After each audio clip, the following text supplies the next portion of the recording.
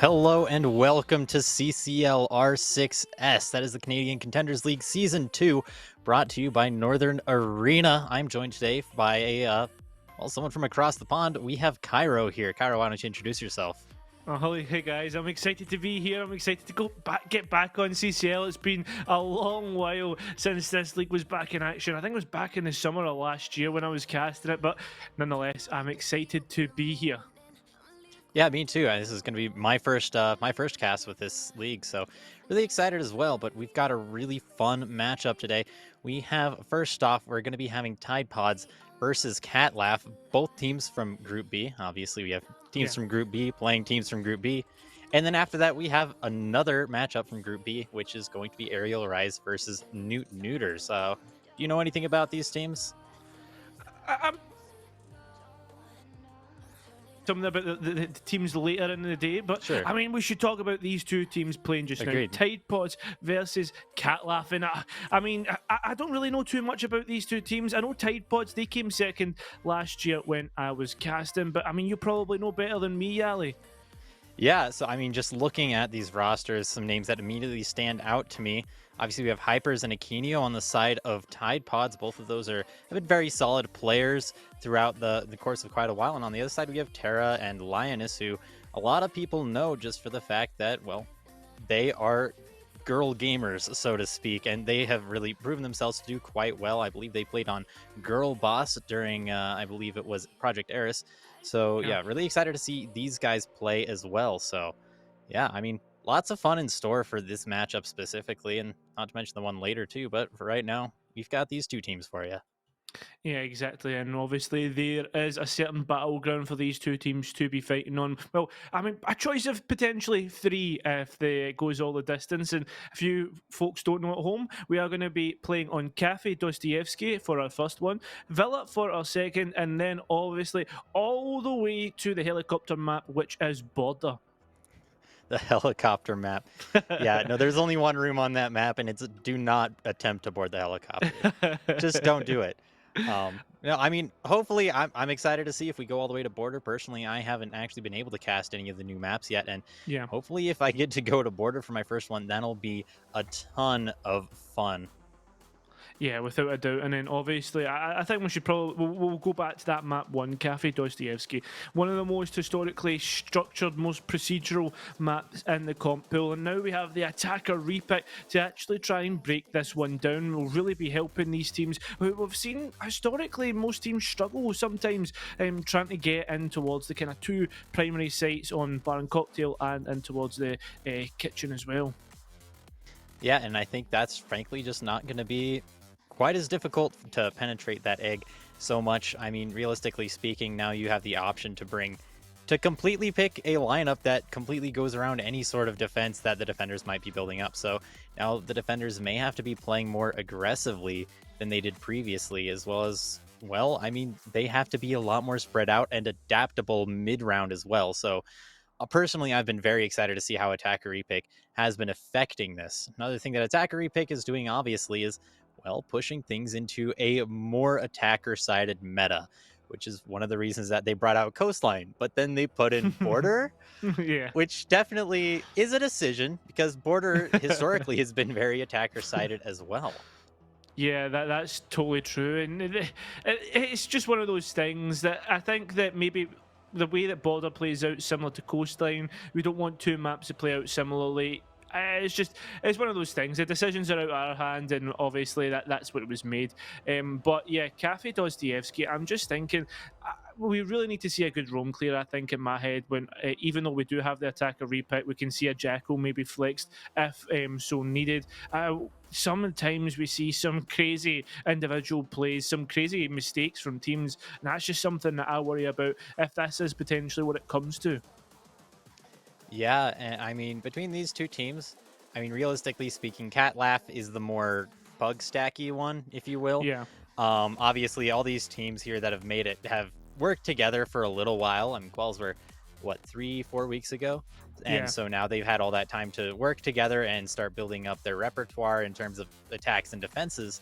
And obviously, the best of three format now, considering that each team only gets to ban one map, you get to pick whichever map you feel most comfortable on, which case you're wondering, Tide Pods was the one that picked Cafe, and Catlaugh picked Villa, another map that is, well, it's going to be very interesting just because on the top floor, there are 2 lanes of primary attack, and right in the middle, there's this big knot that a lot of defenders like to put all their utility in. Yeah, So, with the attacker repick, potentially seeing this utility melted through a little bit faster or even completely ignored in some cases. So, that's yeah. another map I'm really interested to see.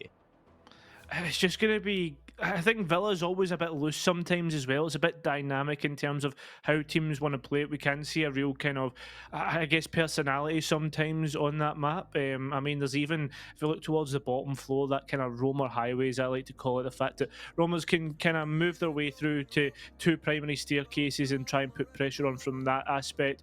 I mean, there's also the verticality aspect of Villa that, I mean, some teams don't really focus on too much. The fact that it's 80% destructible on the flooring, which is kind of crazy on that second floor. Sometimes we don't see that getting utilised as much. I mean, we have seen it in terms of the upnades, especially when it was SI. I mean, I think there was some crazy amount of upnade kills coming up. So I'm really hoping to see that coming through. Even on Cafe as well, I like to see a good vertical presence, and hopefully we do see that from these 2 teams, and that's what they kind of put into it.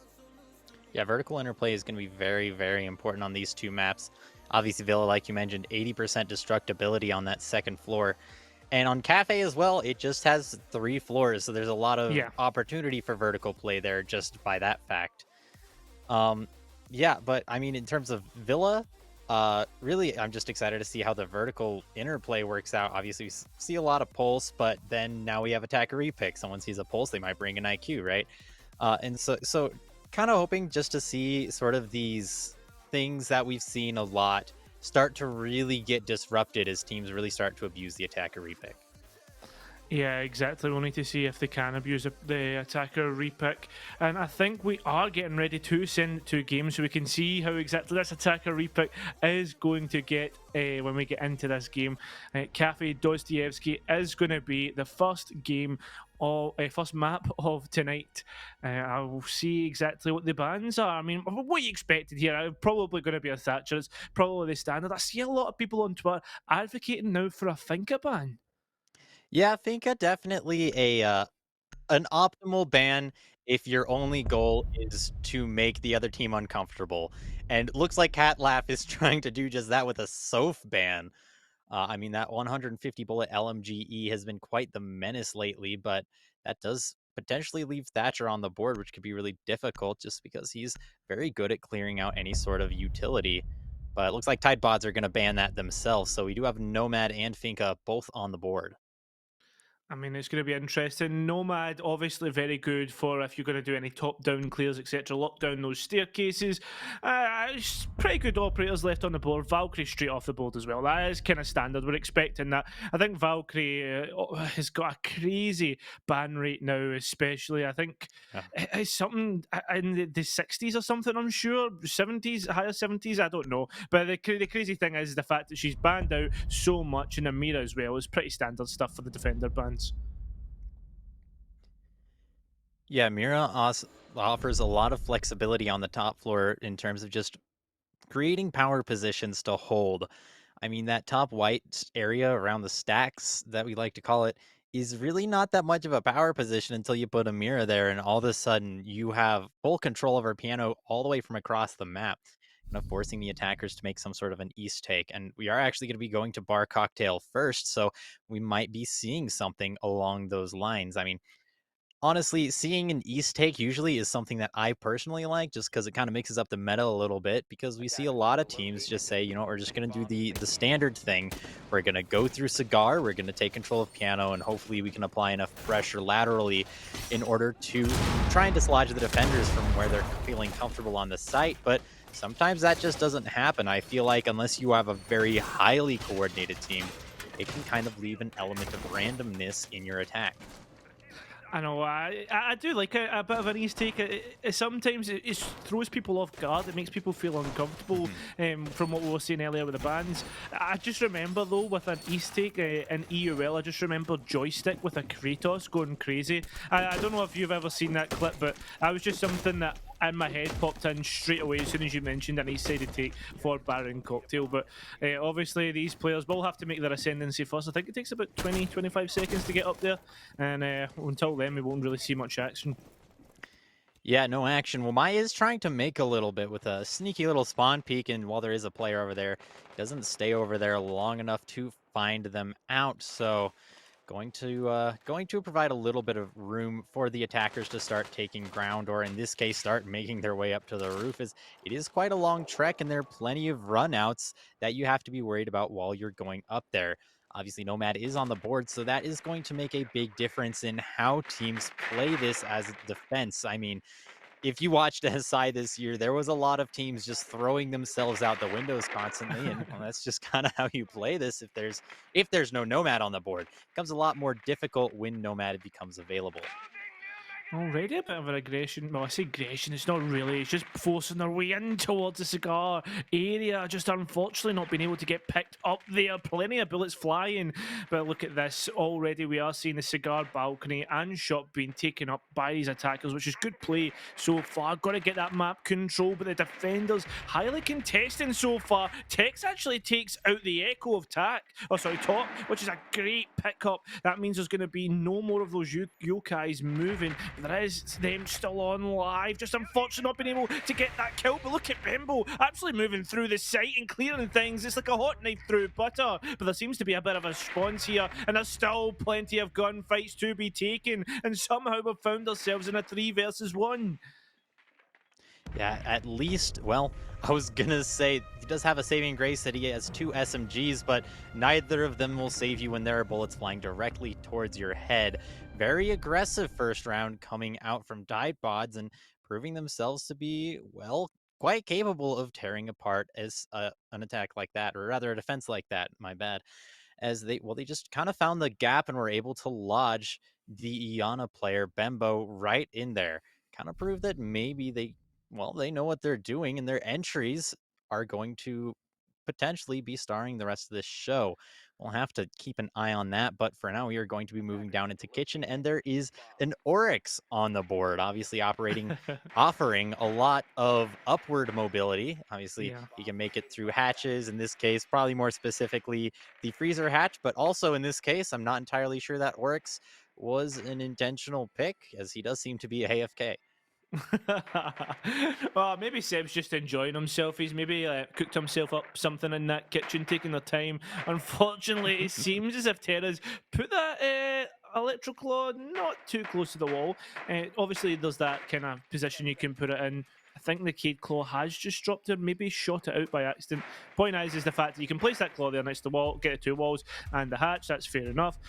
From the setup wise, I'm not seeing anything too dynamic apart from that Oryx being the key motivator up top, probably looking in towards, yep, there it is, in towards prep, using that bailiff to open that up. So, yeah, I mean, everything's pretty much standard here right now. It's just whether Tide Pods be more direct going in through Bakery or if they go above. And, I mean, realistically, what a Ooh. shot that is! Wow, that's going to be an early pick on the side of Tide Pods. Just again, like last time, going to be able to find that opening rather comfortably, might I add. And that's going to offer a lot of room for them to take as well. The question will be how do their entries take advantage of that? Attempting to nade out the Oryx above, but he has already made use of that ability that we mentioned earlier and found his way all the way to the top floor, where hopefully he'll be able to apply a little pressure. I reckon we'll probably see him peeking out the piano windows or just going for a very late flank down red. But in any case, it might come too late as Maverick is already getting this bakery wall open with 2 minutes still left in the round. Oh no, Terra trying to get aggressive on towards the breach. Got taken out there. Look at this. The Oryx has to come back, but already may have been shot off. No, Oh dashes no! into the fireplace. Gets picked up, and there is tack down. So it's all up to Lioness. It's a glorified 4 versus 1 here. But Tide Pods don't know that. They've got to take the time. They've got to give the due diligence and, well, get the rest of this work done. A minute and 30 left. Imagine if they just stop drone out where everybody is, then they'll be able to identify the Cade is, sorry, not the Cade, the smoke is down, and then move through. There is only one player, and that is in towards the coat check area right now. Moving through onto Whiskey, and there's plenty of players just swarming in towards this kitchen, making sure that it is open. Yes, there it is. The confirmation it's 4 versus 1. Need to get this diffuser down now as there's only a minute left. Somehow Lioness has found this key opening and kitchen, able to move through. Can't deny the plan. Only one left now. Can the Nomad try and find the Aruni that's just denied? Has control of this diffuser. There's 50 seconds left, so plenty of time to drone out and gain the information. Does have one flash and one air jab. Plenty of time here, but the Aruni wins. A lovely 4K from Lioness. Had no right winning that out. Tight pods, they just need to take the foot off the pedal. But what a clutch there from Lioness. Wow, beautiful 1vx from Lioness. I mean, all those shots just ringing perfectly clear through the night and finding their targets quite beautifully, might I add. Really, really well done by Lioness and taking advantage of the Roni, no less. Not a super popular weapon on Aruni anymore. A lot of players have moved away from Aroni and have started moving towards using the EBR, but nevertheless, still proving that it is a perfectly valid gun, finding a beautiful 1v4. Goodness gracious. I don't even know if that was deserved. I'm going to be honest. I don't know if it was. Yeah.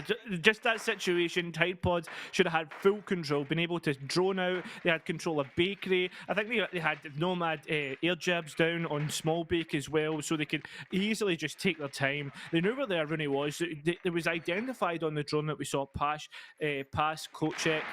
I just don't understand how Tide Pods let that one go, but we move on to the next round. We're back towards Bar and Cocktail, where previously we have seen Tide Pods kind of run a bit riot. Hopefully they're not able to do so once again.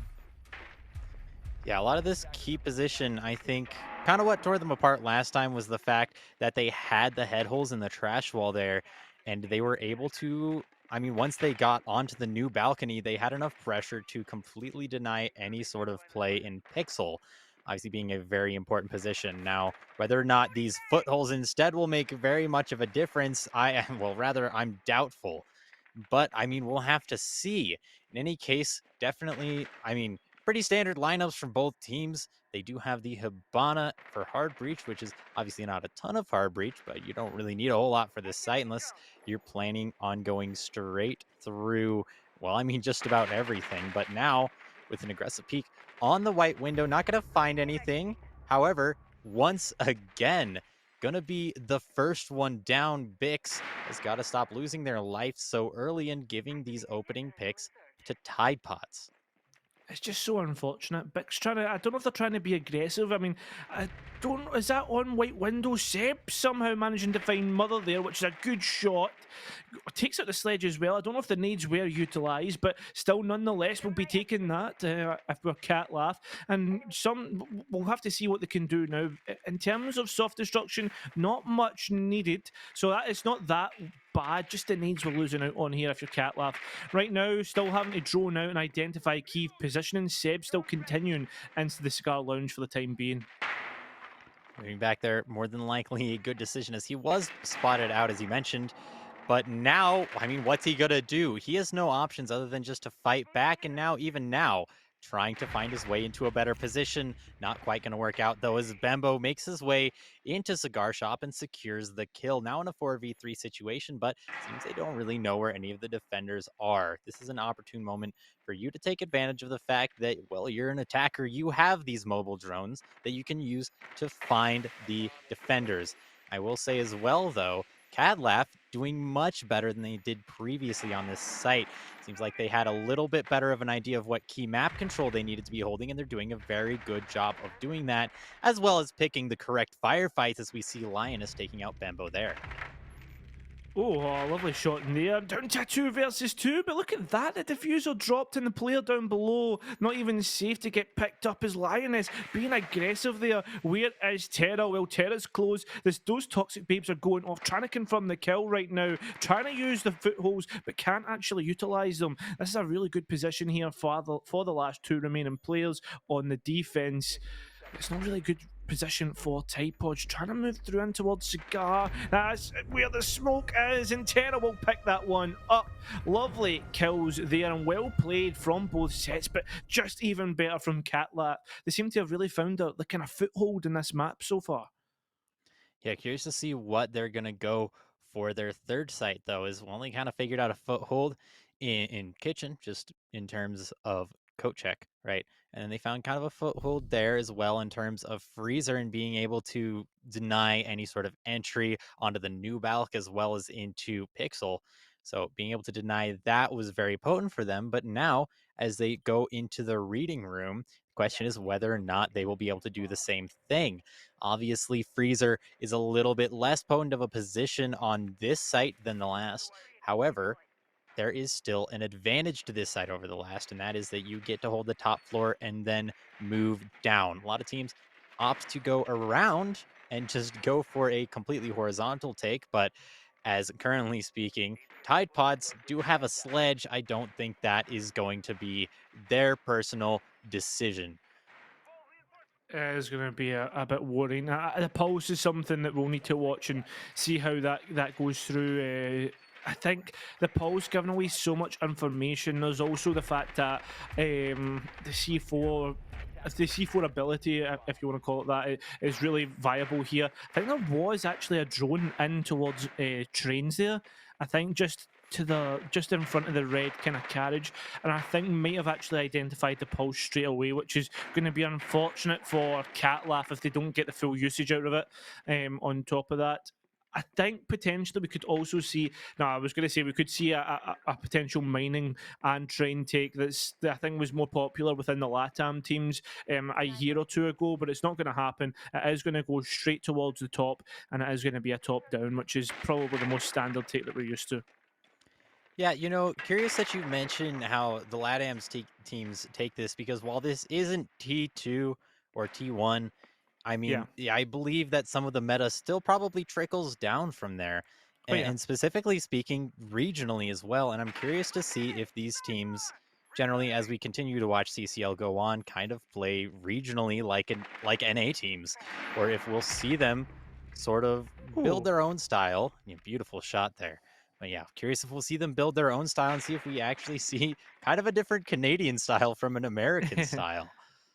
I would like to see that. Potentially, that could be a possibility. And it seems as if we are seeing a little bit of focus in towards mining. Seems as if Tight Pods are trying to actually work it from there, down from red stairs, which is something I like. They've actually made sure that they can get flanked up on, which it seems to be they know what they're doing right now. Plenty of pulse information coming out. Oh, no, swinging with the ump. Gets taken out, though.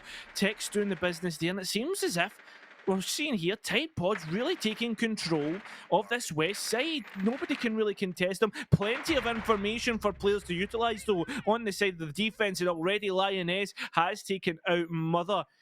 That's not going to be good here, as already the information, the pings are coming through. Tide Pods need to try and utilise this map control that they have got, and they're not doing so successfully. I actually disagree. If we mention, well, we saw a bit of mobility coming out. We saw Castle rotating through the basement, more than likely, or basement, bottom floor, more than likely looking to get a little bit of a flank on as we do see him coming up the red.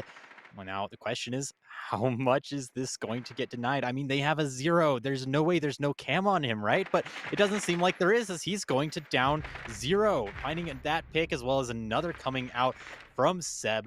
This suddenly, or sorry, from Bix, this suddenly just got a much more difficult situation for Aquinio. If there's anyone who can do this, it's him, but not when he's looking the right way. No, but he does turn around and find that he's on cam, but he is going to have an opportunity to make a play here. He does have a little bit of hard breach, but doesn't look like he's going to have very much time. And as he's going to walk right through here into Bix crossfire, Bix going to find another kill, finishing off the round. Well done by Catlaugh. Extremely well done by Catlaugh. And, well, I mean, it seems as if their defences get stronger and stronger. That's them now on the tertiary, the top floor, and the bottom floor. Complete site rotation, stuff that you do love to see from a team, but it's not something you like to see from the attack. Tide Pod's really struggling right now after a great first round and been able to utilise the kind of chaos that they managed to create. Catlaugh doing well to kind of, well, I guess, how would you put it? Adapt on the fly Yeah. from the way things are going. Yeah, the mid-round adaptations are really doing quite well. I think their mobility as well has shown to be kind of a strong suit of theirs. Um, maybe that is an advantage that these more pug stacky teams have, where they get to sort of play in a little bit less structured of an environment and allows them to find their mobility.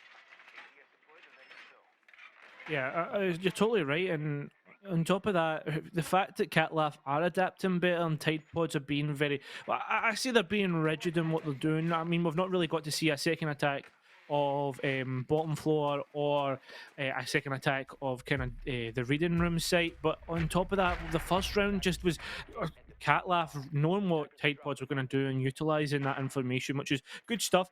3-1 up though. If they can get this round 4-1 up, is almost, I wouldn't say standard, but it's really good. Kafi Dostoevsky were expecting a full to half, so something that we'd really need to see Tide Pods do is win this next round or win and try and kind of put them in a position to take an advantageous position and go 3-3. But right now, focus on this round. Agreed, and that's something that's so important. Being able to keep your eyes on the round that's directly in front of you can be the difference between a won game and a lost game. I mean, after all it takes is one round at a time to win. You only need to win one round after the other. Well, quick entry coming out though, as they're thinking very quickly, and now already once again already opening up the bake wall. All it took there was a little bit of information, and it's getting open now. So that's going to be tough for them to contend with that for this whole round, but looks like they're going to be making an attempt to do that anyway. Curious to see what kind of counter pressure they apply here. I mean, from what I've seen from Catlaugh so far, they aren't going to let this just sit.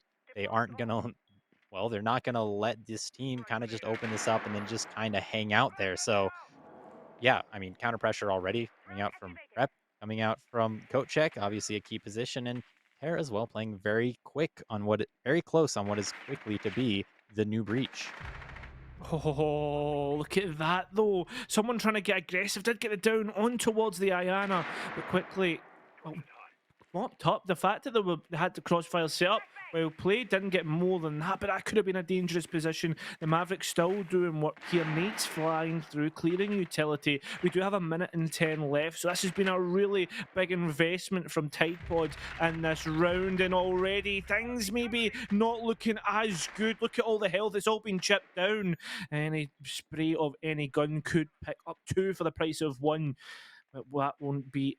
Well, we'll need to see if that can happen. Seb is on those red stairs though, taking their time, walking through in towards that small bake, or even just creating a crossfire from Kochek on towards the breach. The drones are gaining the information, and the players are gaining the map control, moving up through prep and already on towards site. The G8 doing the work, the C4 missing the mark, and the plant being put down. Seb can see the planter, actually doesn't go for the shot and misses out. Finally does. Down's mother, but in a 4 versus 1 now, and like that, Tide Pods pick up this round and put themselves in that advantageous position to potentially go 3-3. Tide Pods are doing their job and, well, they're cleaning this up. They put themselves in a very good position. And now all they need to do is win one more to give themselves the quote unquote advantage on this half. I mean, 3-3, well, technically is even. Generally, you don't want to be 3-3 when you move to an attacking side. Now, curious to see, yes, we're going to be going to Bar Cocktail. Now, that I think is a very good decision as well. Both of the last two rounds ended up in a 1v4 for in favor of Tide Pods at one point. So seeing them go back to Kitchen would have been questionable. But they have elected to go to Cocktail despite a similar record on it. I reckon they are not trying to rely on Lioness to get another 1v4 as well, they probably shouldn't. Not that she's playing poorly at all. I mean, if you look at her scoreline, already 8-3, doing very well, almost on the top of the leaderboard behind only Aquinio. Yeah, these two players have been going at it. It seems as if we're swapping out a Habana for a Nomad right now. Obviously, this is kind of what's been standard. As for a Sledge is interesting as well. I don't know if they maybe believe it's. No, I imagine they'll have the information that they know it is the cocktail site. Probably just for the nades, etc., and the burn. As there seems to be, I mean, there's the Jaeger. I don't know. Maybe I'm just talking nonsense here. That tends to be what happens when I start casting. Um, but Felt yes, that. Sorry, the producer just went straight in my ear after I said that. But yeah, it's just gonna be it's gonna be an interesting one because now Typoids have the information of how the adaptation went and already utilizing that. Yeah, utilizing that obviously. I mean, that you can't understate the attacker repick, but I mean, we've already gone on about it quite a bit. So let's talk about this round a little bit instead. Looking like they're going to actually be applying a little bit of pressure to themselves. Opening up those windows is a questionable decision, but it does allow them to get a little bit of audio cues. And they are going to be aware of the players playing on the roof. And honestly, if I'm going to look at this, this kind of looks like this could be a bit of a very, very quick play. Got some drones right down in the middle of sight, and with some players below, they can start applying some pressure vertically, or I should say, I guess counter vertically, as all that vertical play is going to be bottom up. Now, if they're able to dislodge any of these defenders from their positions or start wreaking a little bit of havoc as they're going to try and do, but a beautiful shot from Bix going to deny that. So a little bit less havoc, but Buck instead going to be trying to do that. Now, if they are able to dislodge the defenders, they're going to make a very quick play through the skylight. And suddenly, well, we're going to have a very fast round on our hands. Bix with another. Hex finally taking out Talk. And now, all the way down to a 2v2. Very close round so far. And Bix kind of spotted out here. Oh, Oh Picks my on a four. goodness. No, not this. Oh! Oh, shut down. 1 versus 1. Terra versus Stelia. And this is going to be an interesting one as the diffuser is down elsewhere and there's a minute left. I mean, plenty of time to go and get it picked up. Let's be honest. I mean, the Sledge can really take their time here and really utilize what they have in their pocket. The thing is, though, if they take too long, it will have to be one of those go and chase the kills, and then it's the kind of the rabbit in the hare situation. How can you get through barbed wire? Can you get through Melusi charges? Terra, though, repositioning from Cigar on towards the default plant. So will the Sledge actually know? I wonder if there's maybe any sort of information for the attackers in terms of drones. Well, there's plenty of information in terms Oh. of defaults, etc., for the defenders, but the Sledge just reacting much quicker. And lovely, look at the crosshair placement on that to pick up the kill on towards the new bulk. So now 3 versus 3 seems if Typods have found that advantageous position. Yeah, advantage indeed, as they're going to opt to actually go to kitchen service this first time. Now, there is no Sophia on the board. Instead, we're going to see Finka, obviously, because you got to bring your LMG. That's just the meta. The meta is to hold left click and hopefully someone will walk in your way, or maybe you'll even aim your gun in the right direction. But in any case, as well, I reckon once we see that they're in bakery, depends on how they decide to hold. If they decide to hold in bakery, we might see a Flores, right? If they see once they see that they're on the bottom floor, they might not even opt to bring in Nomad. Who really knows? Only the future will tell us. But in any case, also pretty standard setup coming out from the defenders, except for, might I mention, a vigil coming out from Bembo.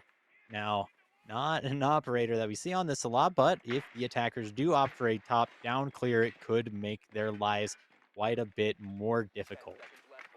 I love seeing Vigil on the roam. Do you know that? I just love him so much because he doesn't bring much in terms of utility, but in terms of the kind of potential of roam, he adds so much to the board in terms of the fact that he can just deny the information, create those Vigil spikes, and it means that, oh, hey, he might be in reading, he might be in dining. I have no clue. Can we try and identify this? Then you take another 30 seconds, then it becomes a minute trying to take the gunfights.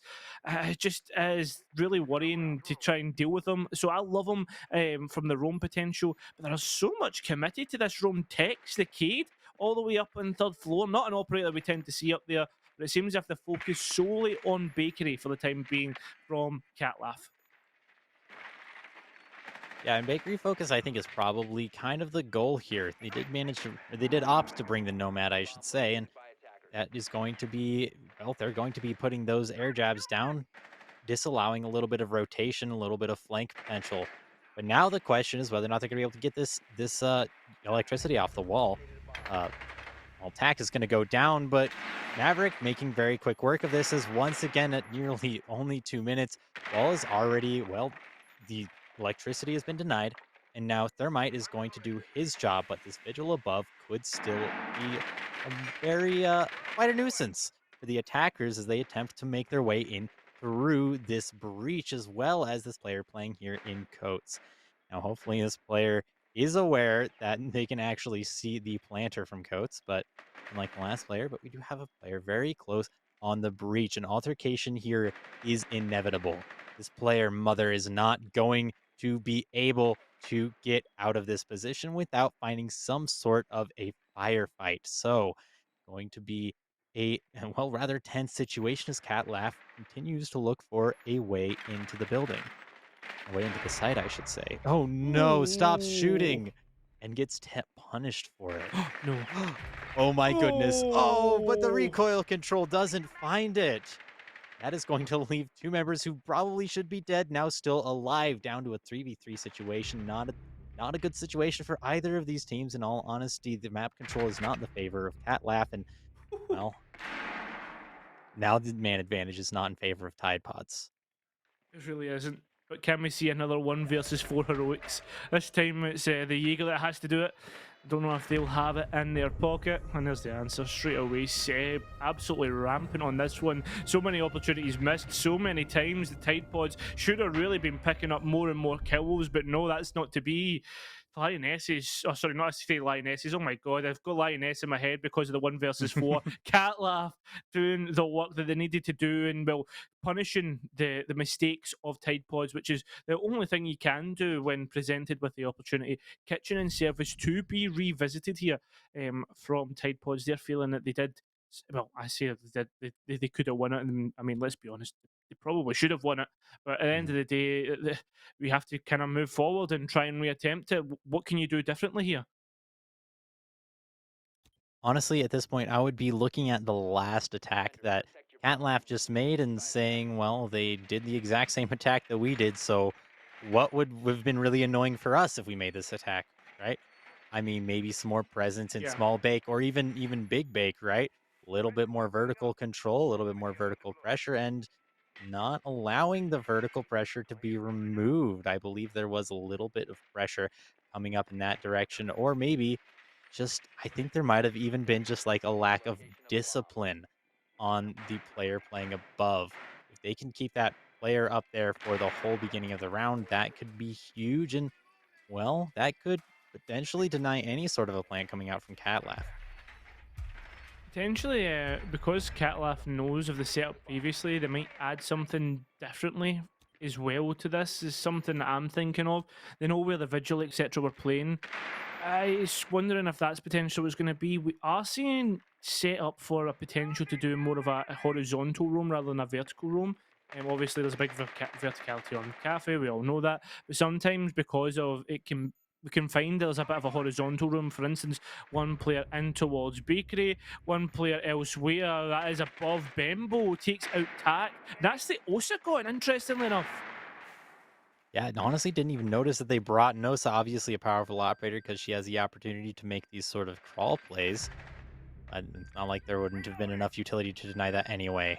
Well, Maverick, despite being called out by the little beeper, is going to find one and a second. Seb on a little bit of a tear here and able to find the map control that he needs to start working on the wall at 2 minutes, but he's going to get taken out by Mother. Not checking his corners is going to cost him his entire life, and now they're at an even placement in terms of that, in terms of man advantage.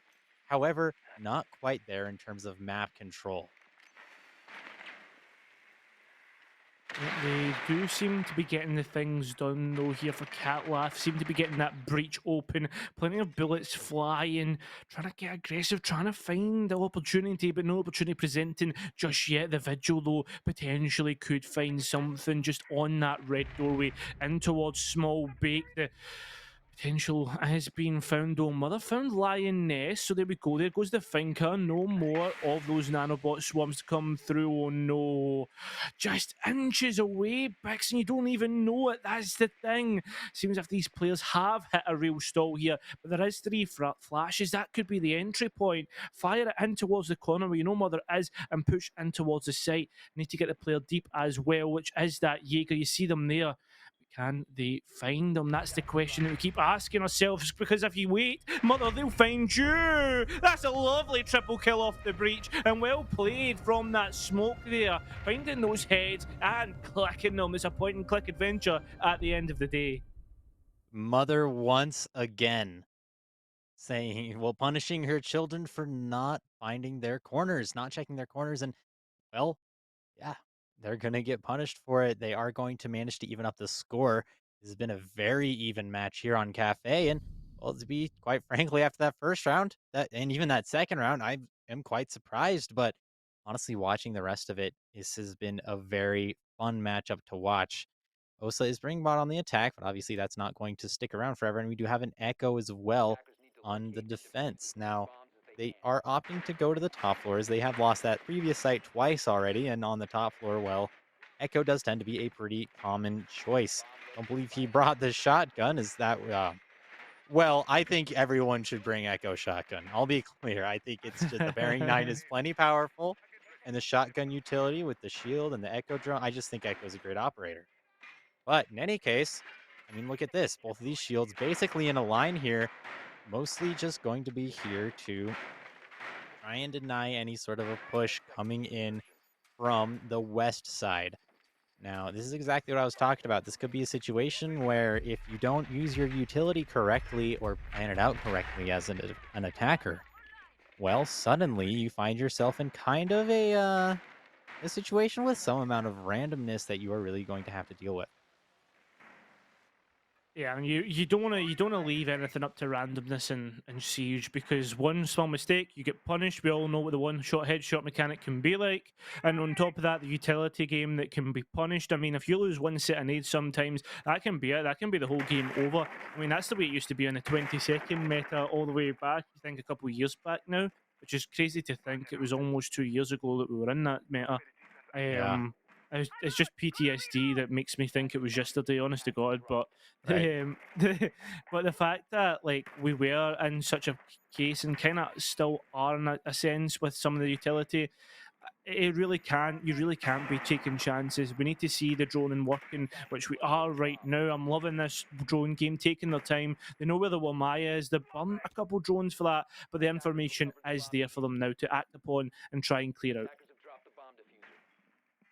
Yeah, information obviously is so powerful in this game. As we see right here, this alibi going to get spotted out. And, well, that is such a pre-fireable angle, and they know exactly what she's watching as well. Obviously, doesn't want to get taken out herself, so she's going to let someone else speak that. But I think alibi kind of became the wiser and figured out that she should probably be not there. But in any case, yeah, utility going to be coming out, and hopefully it's going to be used correctly. That's the first shield gone, but I believe there are still two more that they're going to have to deal with. So tough situation in any case for Catlaugh. And now they have to start taking this map control. But X here on a very sneaky angle, going to find the trade for Akinio, who lost their life rather early as an Echo player. And oh my goodness, Tex looks away at just the wrong second, loses his life. But the attackers still have two shields to stare down, so see how this works out for them. That was a beautiful shot. Oh Oh, my the God, second to Bimbo. Bembo. Oh my Lord, what was that? And just like this, we'll need to see what can happen. Beautiful shots all round, and information as well, as we see Terra pushing through on towards default, but doesn't know there is plenty of information on their position. There is a toxic babe to go out, not quite hitting the mark. Maybe a little bit of old smoke coming out. There is a oh, poor aim on that toxic babe. And what's the toxic yokai? This toxic yokai, the normal yokai shot out there, which is less information, but there's information just on through that rotation. This is the thing though. 2 versus 2, 10 seconds left. We need to see this plant go down. Tak doing that denial. That's huge. On towards Miller. We know where their Rooney is. Runs out of ammo. But look at that's the time's too low. We need to push it. Only Oh pistol. my What is goodness. happening? Oh, that was so winnable for the 2 attackers, but they just completely lost track of what they needed to do. Goodness gracious. What are you doing? You need to coordinate yourselves together. You can't push one by one. This is, well, maybe not Siege 101. This is like Siege 102. Siege 101 is point your gun at the bad guys, right? But Yeah, 102, yeah. right? Play with your team. You can't push them one by one, especially if you're going to run out of ammo like that. What a blunder from Catlaugh. Goodness gracious. That should have been their round, and I don't think there's any other way to put that. But in any case, we are still 5-4. And now Tide Pods is being forced to their tertiary site. Now, Catlaugh response to this is going to be a very important question that we'll have to answer, but well, we're not going back to kitchen. That was lost twice already. And Yeah. moving on to our tertiary site, curious to see if we're going to see the same kind of horizontal push or if we'll see a more traditional vertical push.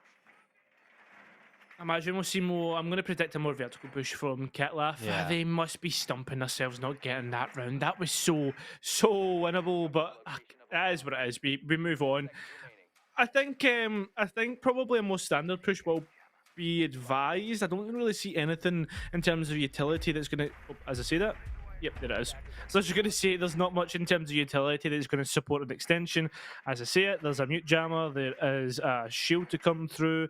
I think there's even an Aruna gate as well, but the shield is going to get Yeah. dropped further back to the more standard white place. So yeah, I think go good above, get down, open up what you need to do, get the burn done, get the holes ripped apart, and we'll get down onto the site and get it planted. I think that's probably what you're expecting here. Yeah, I mean, that is what I'm expecting. And well, if you're expecting it too, then you know what they say, great minds think alike. In Totally. any case, yeah, we do have players already getting ready to start trying to find information, but completely misses out on the Jaeger.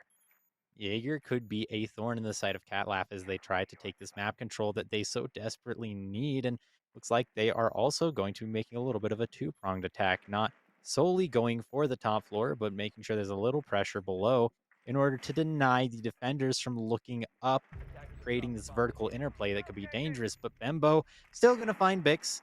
Very early pick and another first pick in favor. Oh, wow. Nice shot by Lioness. Yeah, it was a So we'll great get pre-fire. traded out. Yeah, we'll get traded out fairly quickly, but lots of pressure on this top white position in any case. The Catlaugh seem to be very well spread out as well, which is good stuff. They're kind of taking their time, which is something that not many teams do in this top floor attack because, well, let's be honest, sometimes time can be of the essence. And well, right now it seems as if the taking the time is working out. There's another pick. Seb finds Bembo, and let's be honest, Bembo the past couple of rounds has really been finding some great picks. But there, Rooney, oh no, not here, not in cave, not in the rat position, getting ready to swing. Seb doesn't even know as they move down on towards Brown Stairs. That's a position to watch out for. The Rooney's trigger finger could be round winning. I don't know if maybe there's been a call out there as where to the Ayana went. That's going to be something to keep our eyes on for later on. Yeah, this pressure coming up from white could be deadly, but while the player's so close, more than likely going to hear that. But with the Jackal ping, they have no clue Iana's there, and he's going to walk right into her sights. Now suddenly Mother and Steelio, got PKP, are going to be in a situation where they have to coordinate themselves, and the trigger finger is going to be beautiful. Seb as well, having a beautiful nade onto Terra, and now Lioness is in a 1v2. Obviously, if there was anyone on Catlaugh who could take care of this, it would be her, but she still has to deal with the coordination of these two players. Whether or not these players' coordination will be good enough is a question, but the trigger finger will be beautiful shot coming out from Seb, ending the round. And another round in favor of Tide Pods, now 6-4. 6-4, one round away. And well, with that being said, that's us slowly at this position when we can call Cafe at a close. But I mean, I'm sure Catlaugh, with plenty of rounds given away for free, will be wanting to try and push this to overtime. This is us. We're now in a do or die situation. And well, let's really hope it's not the latter of the half. Kitchen and service again. Remember, if we think back to it, Tide Pods really dropped the ball on this one. Many aggressive swings into good positions and missing their shots. Got punished for it, and that's what we like to see. We like to see punishment.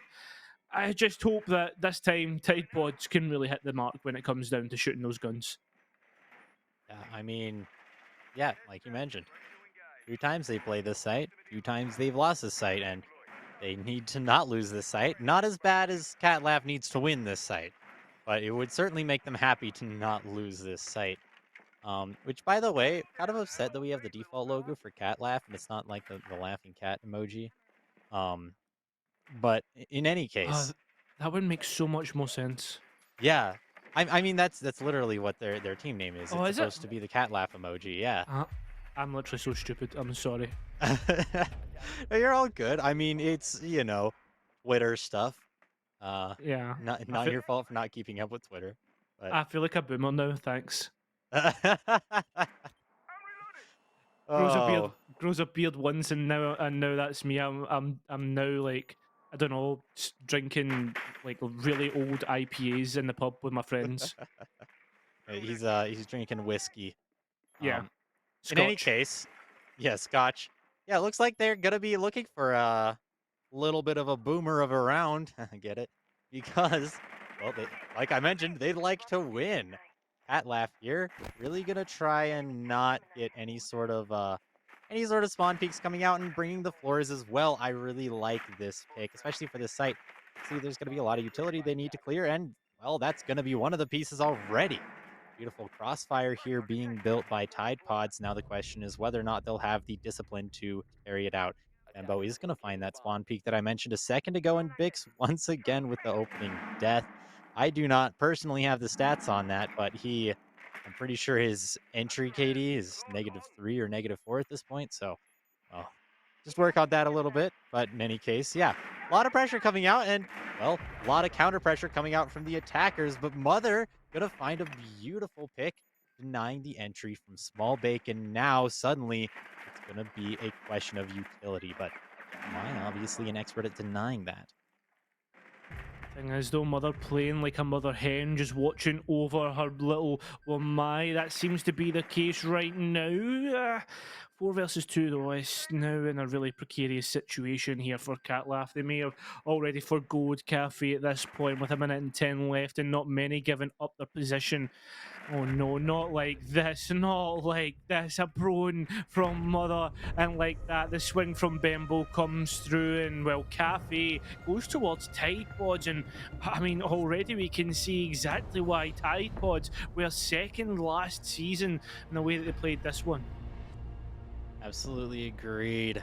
I mean, second place, definitely nothing to shake a finger at. And while this was Tide Pod's pick, which means more than likely prepared for this map, Oh yeah. Catlaugh now has their pick up next. So really excited to see how Villa ends up playing out, especially in terms of utility and attacker repick. I mean, I just haven't seen Villa a whole lot since the season change, and attacker repick, I think, has the potential to really change up that map in particular. I mean, I think as well, though, we've also got to consider the fact that on what was I going to say, on the Cafe, Catlaugh had many positions where they just kind of, I'm not going to say they threw, but they definitely were in a position to just win, and they didn't. That's the kind of worrying thing there. I think Catlaugh will be kind of stumping themselves after that one and feeling confident moving in towards Villa. Tide Pods probably, I'm not going to say counting themselves lucky, but definitely thinking that they can do a better performance on Villa after Cafe. Yeah, I mean, I would hope that they're hoping for a better performance than that because, well, if they don't have it, they're going to lose the series. But in any case, we are ready for a break, so we're going to go and head on over there. Thank you for watching thus far, and don't go anywhere. This match has only just started.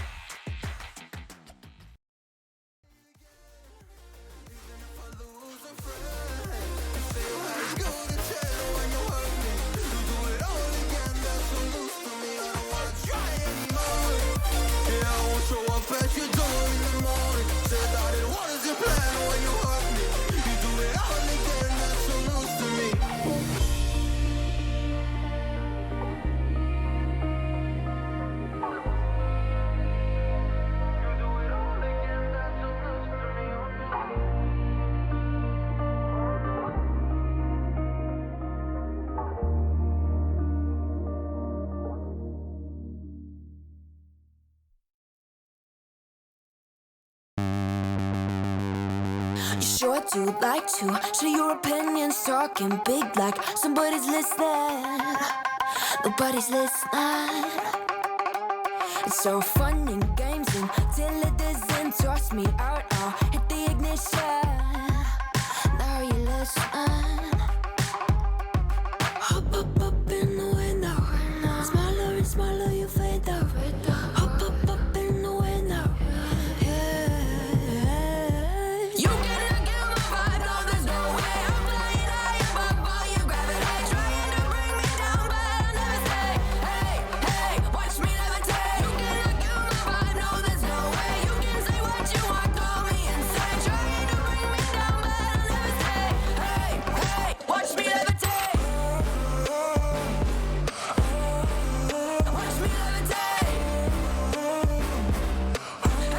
Hey, watch me levitate. Try to paint me like an old name, so sorry, but we're not the same. No, we're not the same. Boo-hoo, poor you, please forgive me, cause I don't feel any pity. I'm fed up with lies, you wanted my demise, now you're watching me rise, rise, rise. Up in the window, smaller and smaller you fade out. Up in the window, you cannot get my vibe, no, there's no way. I'm flying high above all your gravity, trying to bring me down, but I'll never stay. Hey, hey, watch me levitate. You cannot get my vibe, no, there's no way. You can say what you want, call me insane, trying to bring me down, but I'll never stay. Hey, hey, watch me levitate. Watch me levitate. Hey, hey, watch me levitate. Up in the window. Up in the window. Up in the window. Up in the window. Watch me levitate, watch me levitate, watch me levitate, watch me levitate, levitate. Watch me levitate, watch me levitate, watch me levitate, watch me levitate. Watch me levitate. You cannot get my vibe, no, there's no way. I'm flying high above all your gravity, trying to bring me down, but I'll never stay. Hey, hey, watch me levitate. You cannot get my vibe, no, there's no way. You can say what you want, call me insane, trying to bring me down, but I'll never stay. Hey, hey, watch me levitate. Watch me levitate. Hey, watch me levitate.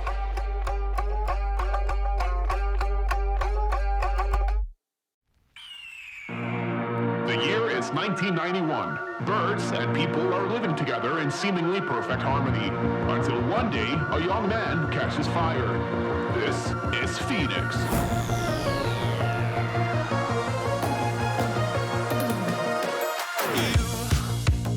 You've been knocked down and got up again.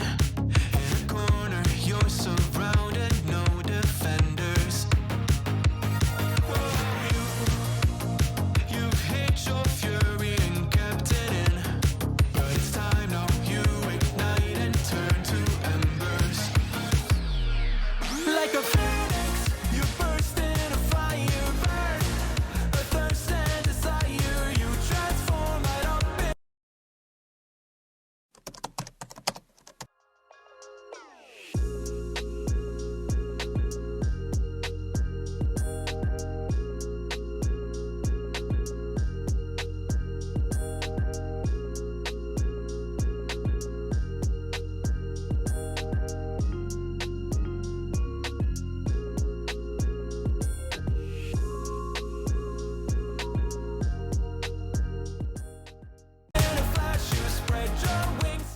Hello and welcome back to CCL R6S Season 2. I'm Yali. I'm joined by Cairo. We're watching Tide Pods and Catlaugh, and they just went head to head on Cafe. Why don't you tell us a little bit about that map, Cairo?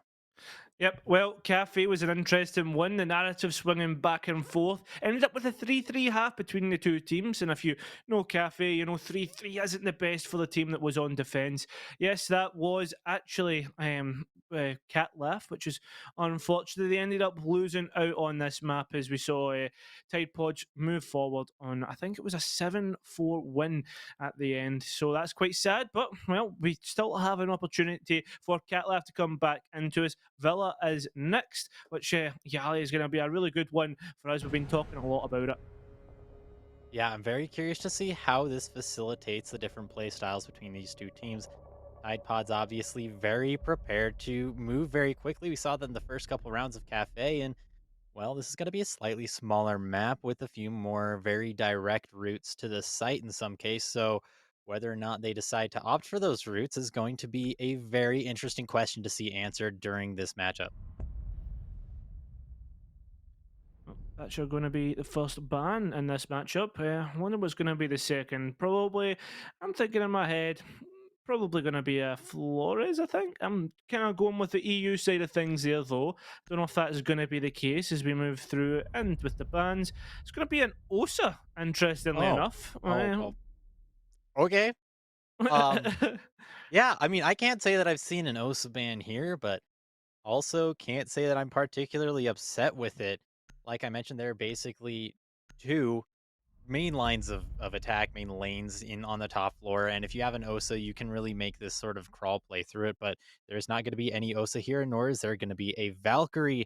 Very potent operator off the board, as well as you mentioned. 80% of the second floor is destructible. That's a lot of nitro potential for the defending team. Not only that, though, there's also the verticality potential as well. If you want to get above, I mean, I'm thinking in towards the kitchen site when we see that come to fruition. If we actually get towards a tertiary, all that kind of good stuff. Trophy and statuary, the going to be the primary site for the side of Tide Pods. Standard stuff. I imagine we'll see a kind of angle in towards closet. We'll see an aggressive master hold. Is whether Catlaugh actually want to go for master or they go for the path of least resistance, which will come from the side of office. And I mean, when I'm thinking towards that, I always think that going towards the path of least resistance, going from where the opposite side of the map is, gaining that map control and trying to manipulate it from that is much better sometimes because it kind of makes the people on site feel a bit uncomfortable. You also have there's a lot of moving pieces with that. I don't know what your opinion is on that one, Yali. My opinion is that you should never try and hold AVG if you're playing trophy and statue. I mean, realistically speaking, if you have players over there and they're still over there about 30 seconds into the round, if the attackers know what they're doing, they're never getting back to the site. It's just not going to happen. I mean, maybe if there was a hatch in billiards or something along those lines, then maybe, but it's really just so hard to get around. We are going to see a very light extension, but more than likely just to shoot a couple drones and I'll opt to fall back afterwards. But for now, yeah, as you mentioned, going office over tends to be a path of least resistance. And if you can trap a couple players over there as well, that's just a really nice bonus.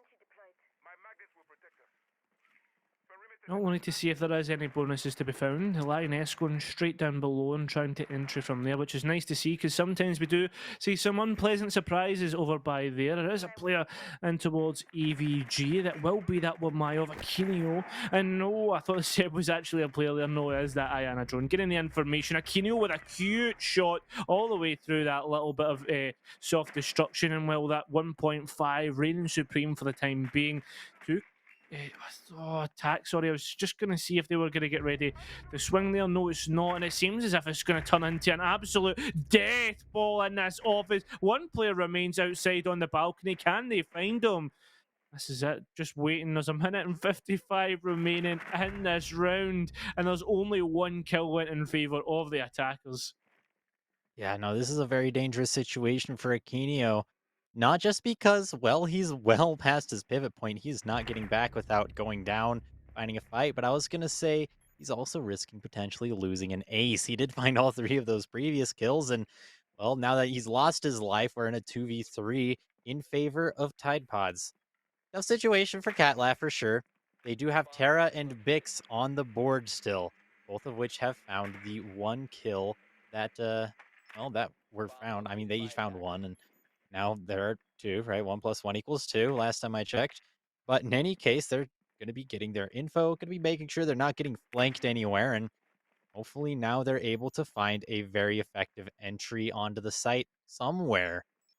Question is where will they make a dual push through the ugly couch and through the boar situation? Or well, I mean, already a little bit of push coming through boar, and unfortunately, Tex on the prone, gonna find that, and Mother taking out Terra, cleaning up that round that Aquino started very gracefully, and now we are going to see the first round going in favor of Tide Pods.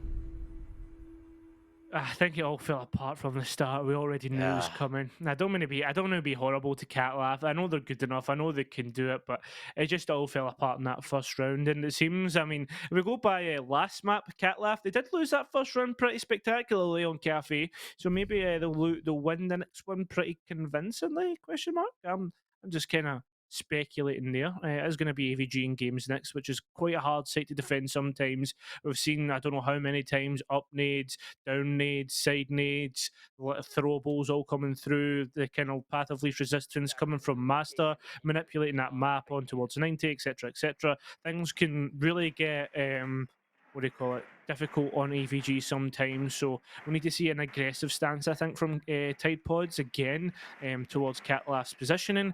But again, Catlaugh might think, do you know what? Indirect never really worked. Let's just go for direct and try and be aggressive on towards the site. If well, they have two roamers like they did last time, that means the site may be that little bit more vulnerable. Yeah, you mentioned that we're gonna want to see some aggression coming out from Tide Pods.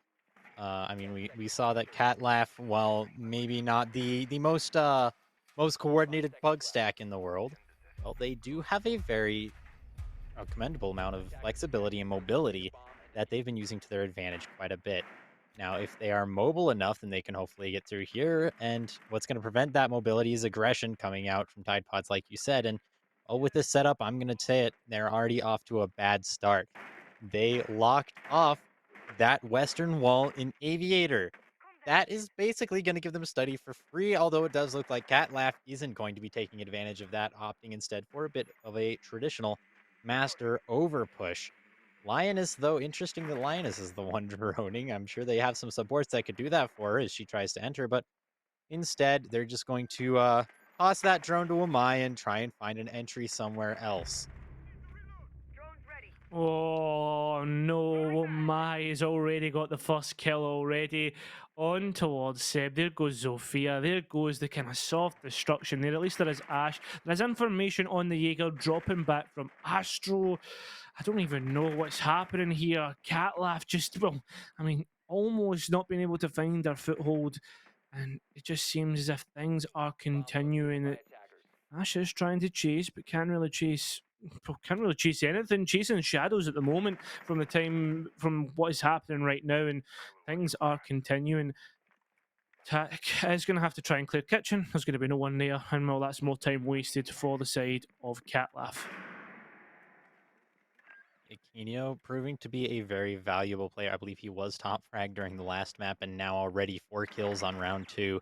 That is a 2.0 KPR and he is still alive. Make that a 2.5. Gonna find another. And now it's just that much more difficult for Catlaugh to penetrate this egg here.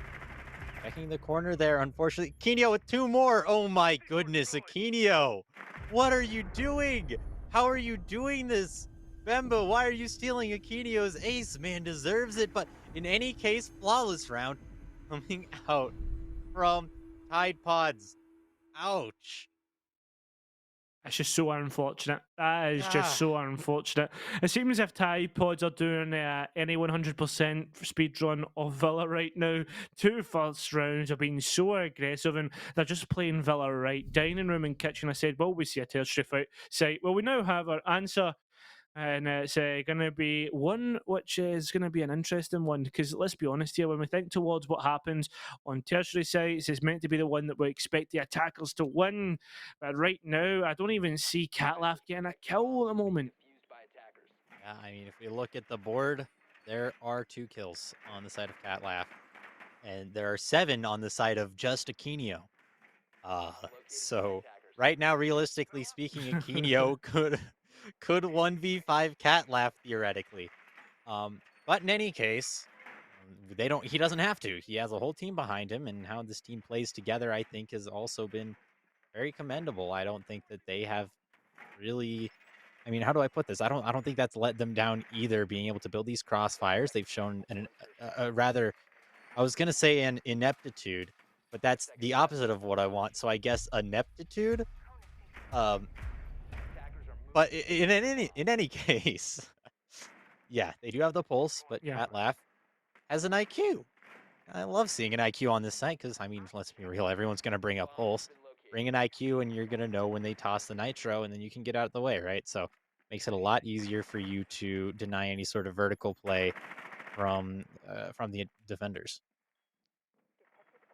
Well, the vertical play is going to come through, but it's in the form of information. Both, it seems as if we've got these direct counters of IQ versus Pulse. It just seems as if, oh no, the gunfire just unfortunately not picking up Lioness there. The Buck just escaping with their life. Seems as if the pings and the information is coming through, and Uh, um, uh, Pequenio? um,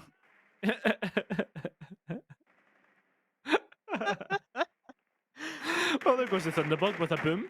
Just like that already, the puck is going to start opening that floor, but there is a player inside Thunderbird. bathroom. And actually, I think they got picked up there. And then, Oh, what is happening?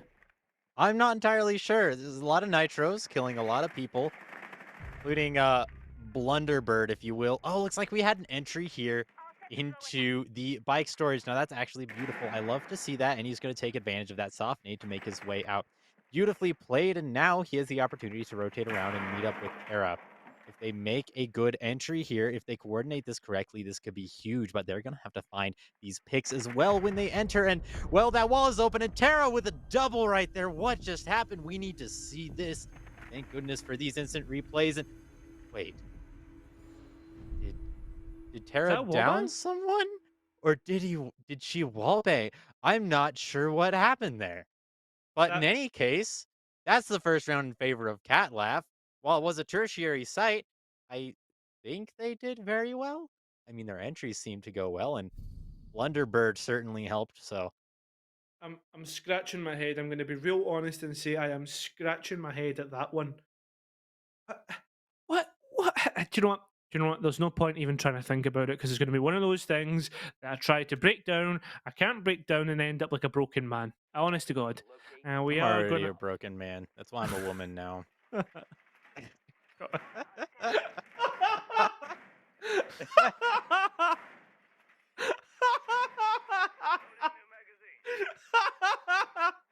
Okay, well, I just got fired. I'll see you guys next time. No, but back to the game. Back to the game. You know who's a broken man? Blunderbird.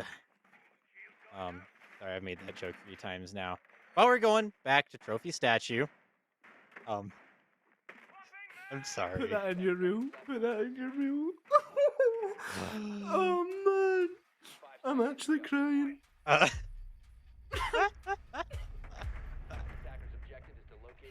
Oh my Oh. God, that was fantastic. I'm surprised our producer isn't here in here yelling at me now. Oh Goodness. no, that was the best. That was the best caster joke I've ever heard in my entire life. Right. Right, it seems as if Team Catlaugh are heading towards the study bulk. And oh no, oh no, oh no. What a shot that is. The head comes straight off of Seb. It's just clear decapitation there. It's just not nice at all. Bembo is looking to try and get aggressive in towards Memo, but it's just not to be advised. They're just going to drop out. Bembo finds picks on the exit. Oh no, Catlaugh. This is almost turning into a Catlaugh in itself. Goodness gracious. I look down to take notes for 1 second, and I look back up, and it's a 2v5. Well, thankfully, Linus is going to be able to take out that shield, but there's still a Kenio backing it up, and well, if there's anyone backing you up, you're gonna want it to be a Kenio already out here with a 7-2 on round 4. And doing quite well, but Lioness is, well, a very, very formidable force. Now, Lioness and Terra have worked together a lot, be it unranked, ranked, competitive. I mean, they are just a beautiful duo. The the dynamic too, and now, well, they're more than likely just hoping not to get blown up from below. Now, if there's any two people that can coordinate together, it's those two, but one of them going to lose their feet and also their life as a beautiful nitro comes out, and Terra needs to find these peaks. Terra really needs to get aggressive in this 1v4, and while she does have some utility to work with, she mostly just has her gun and her own ability. Now, being able to call out these positions, clearly she has some amount of good good game sense, and well, hopefully that will be able to serve her, but she's still in a tough situation. In a crossfire from two directions, the man is to slip her way out. Slippery Lioness we have here, and well, unfortunately, drop shot from Bembo gonna finish off that round with the iron sights bearing 9. Oh my goodness, Bembo. That's just Bembo. bit of a BM there, isn't it? Yeah, Oh, little nice. I guess that's why I'm trying to make a Bembo joke because it has B and M in it, but it's not gonna work. It's a little, Bembo. yeah, it's a little bit stinky. It's a little bit A little bit stinky. I'll be stinky. real. Yeah. But well, point is AVG in games. Let's hope that next time it's a lot more. It's a lot better. I guess? Question mark. Yeah. Let's hope for the sake of Catlaugh that Aquino doesn't go on another tear like he did last time. Need I Yeah. remind you that 4K coming out and a flawless round too. Tough situation. I'd almost like to see them go for a bottom up play instead and take control of study. But well, that is something that oftentimes requires a lot of coordination Yeah. between I mean between your team. That's kind of something that usually you have to prepare. No two teams do it the same way. There's a certain amount of map control that you really need to kind of surgically insert yourself into in order to find these vertical plays. And then on top of that, your ability to coordinate your push up the main stairs can just really hamper a team from being able to make that kind of a play. But when it works very well, especially against a team who is expecting you to be going master over. I'm just curious, like, as to see what Catlaugh are gonna do here because I mean we're talking about coordination and stuff, right? But everyone knows what you need to do, the basics of Siege, because we all played ranked, we all know what to do. It's just they seem to just be losing out on key gunfights, and we know Catlaugh can win them. So it's just like I know it's the simple question of why can't they win them. I mean, we asked ourselves that many times, and we're going to be asking ourselves that more and more as Bembo wins another. Seb does take out Mother though. There goes a smoke. Seems as if someone's on a rampage below, and yes, it is Bix finding out that alibi. So yes, this is good stuff right now from Catlaugh, and maybe we found the answer to why not just go and win those gunfights. Yeah, and also go below, might I add. They are actually taking my advice. Like I said, like to see them go below, but now we're in a situation where, hang on, there's no one on site. Rather, everyone just kind of coordinating themselves and dedicating themselves to this main floor. Oh, Kenio! Dirty man! Goodness gracious. But Vix trying to make his way up these main stairs, gonna try and find this refrag, is gonna find one. That's not gonna be enough. They have managed to even out the scoreline, but top floor or top main control is, well, it is relieved on the side of Tide Pods. Now that Catlaugh has that, oh goodness, I thought he actually sent out his drone, but he didn't. He walked into it, and Aquino finding another. Why do you keep walking into this man? And now they're not going to expect the skull player, but he misses. Aquino, however, still there to clean it up. Aquino, goodness gracious, absolute MVP right now. What is that? 11-3 at the moment on round 6. I'm Yeah. not quite sure, but yeah, goodness gracious. Just listen. Aquinio.gen. Genesis player, Tide Pods player. Yeah, beautiful.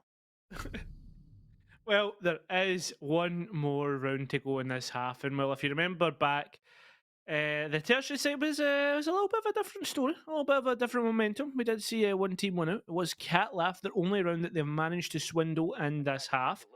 But the thing is, though, I'm sitting thinking to myself, did they really do that well, or was it Tide Pods gave them up? I'm not being disrespectful here, but every other round has been completely Tide Pods. I wonder if Tide Pods will be able to almost kind of, I guess, I guess, adapt on the fly to what's happening from Catlaugh. They know how they attacked last time, so will they adapt this time? I'm gonna leave the hand off to you, Yelly, on a different note. Do you think the reason why Catlaugh isn't performing so well is maybe because they let go of so many key rounds in Cafe that the mentals bend? Honestly, that is a very good question. We do oftentimes see that the mentals just aren't as strong on these more pug stack style teams, if only because you don't work with these people as often. You don't have the same sense of camaraderie, and you don't understand your teammates on that deeper emotional level that you get with a large amount of teamwork. That being said, I'm not really seeing the lack of coordination that I see that comes from an inability to control your emotions in a specific situation. That looks a lot more like being undisciplined. Rather, it just seems like they haven't worked together enough, and I think that's really what's doing them in right now. I mean, even right here, the discipline there to get that drone in front of Finca, and then Finca taking a step back to say, okay, let's not take this yet. Let's make sure we give ourselves the advantage first, right? Like these are things Yeah. that we don't generally see from teams that have lost their mentals. So I think realistically, what we're seeing right now is just Tide Pods being a better team and more prepared. Not necessarily better, but more prepared, I think is what I should say. Wow. Oh. I just thought there was going to be a second flick there. That's so Yeah. unfortunate for Aquino. And already we are seeing things. No, I'm not seeing fall apart, but we are seeing the aggression come through. We are seeing the teams trying to take the gunfights. And look at that adaptation there to actually just close out in towards that shed there. Bembo takes out, but look at Terra, so aggressive there. Getting that gunfight, taking out Bembo, and actually being able to collect that frag. Seb, though, actually lurking in towards Memo, takes out the player returning to site, and it's all up to Mother as Tex gets downed. So now this is going to be really, really hard for this remaining player. The Pulse with a UMP 45, and as we all know, it is the worst gun in the game, but what can Mother do with it? This is it. The person that can potentially be the game changer is down. Tex did get revived because of a Thunderbird. That's the other player with a UMP 45. And well, just like that, Terra will collect that final kill. Round 6 goes towards Catlaugh, and finally, maybe this is just a defender-sided Villa. That's another thing we need to think about. I love that Thunderbird revive. I was really confused for a second when Pulse went down and the round didn't end. And then I saw that Castle was up and I was even more confused. But Aquino, while dying early in the round, did still manage to get that revive.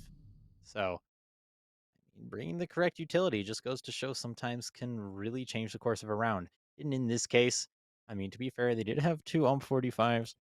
While the UMP 45 isn't technically considered one of the best guns in the game, I think you stick a 1.5 on it, and Yeah. well, one of my favorite guns. We'll put it that way.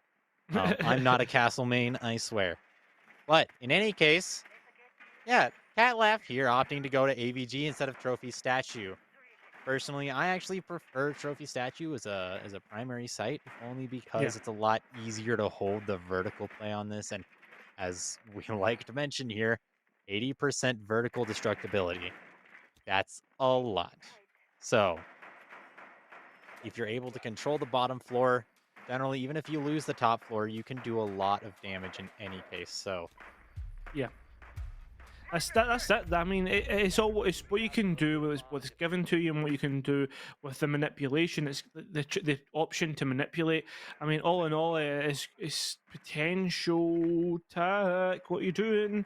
I hate seeing spawn peaks. I just get so nervous when I see them, thinking that everything could potentially go wrong. But fortunately for us, nothing goes wrong. We will see all 5 players on both teams get towards the map, get inside the map, and will not lose their life within the first 30 seconds. And I mean, that's first checkbox gone, I guess. yeah, I always like to say a living teammate is worth more than a dead enemy.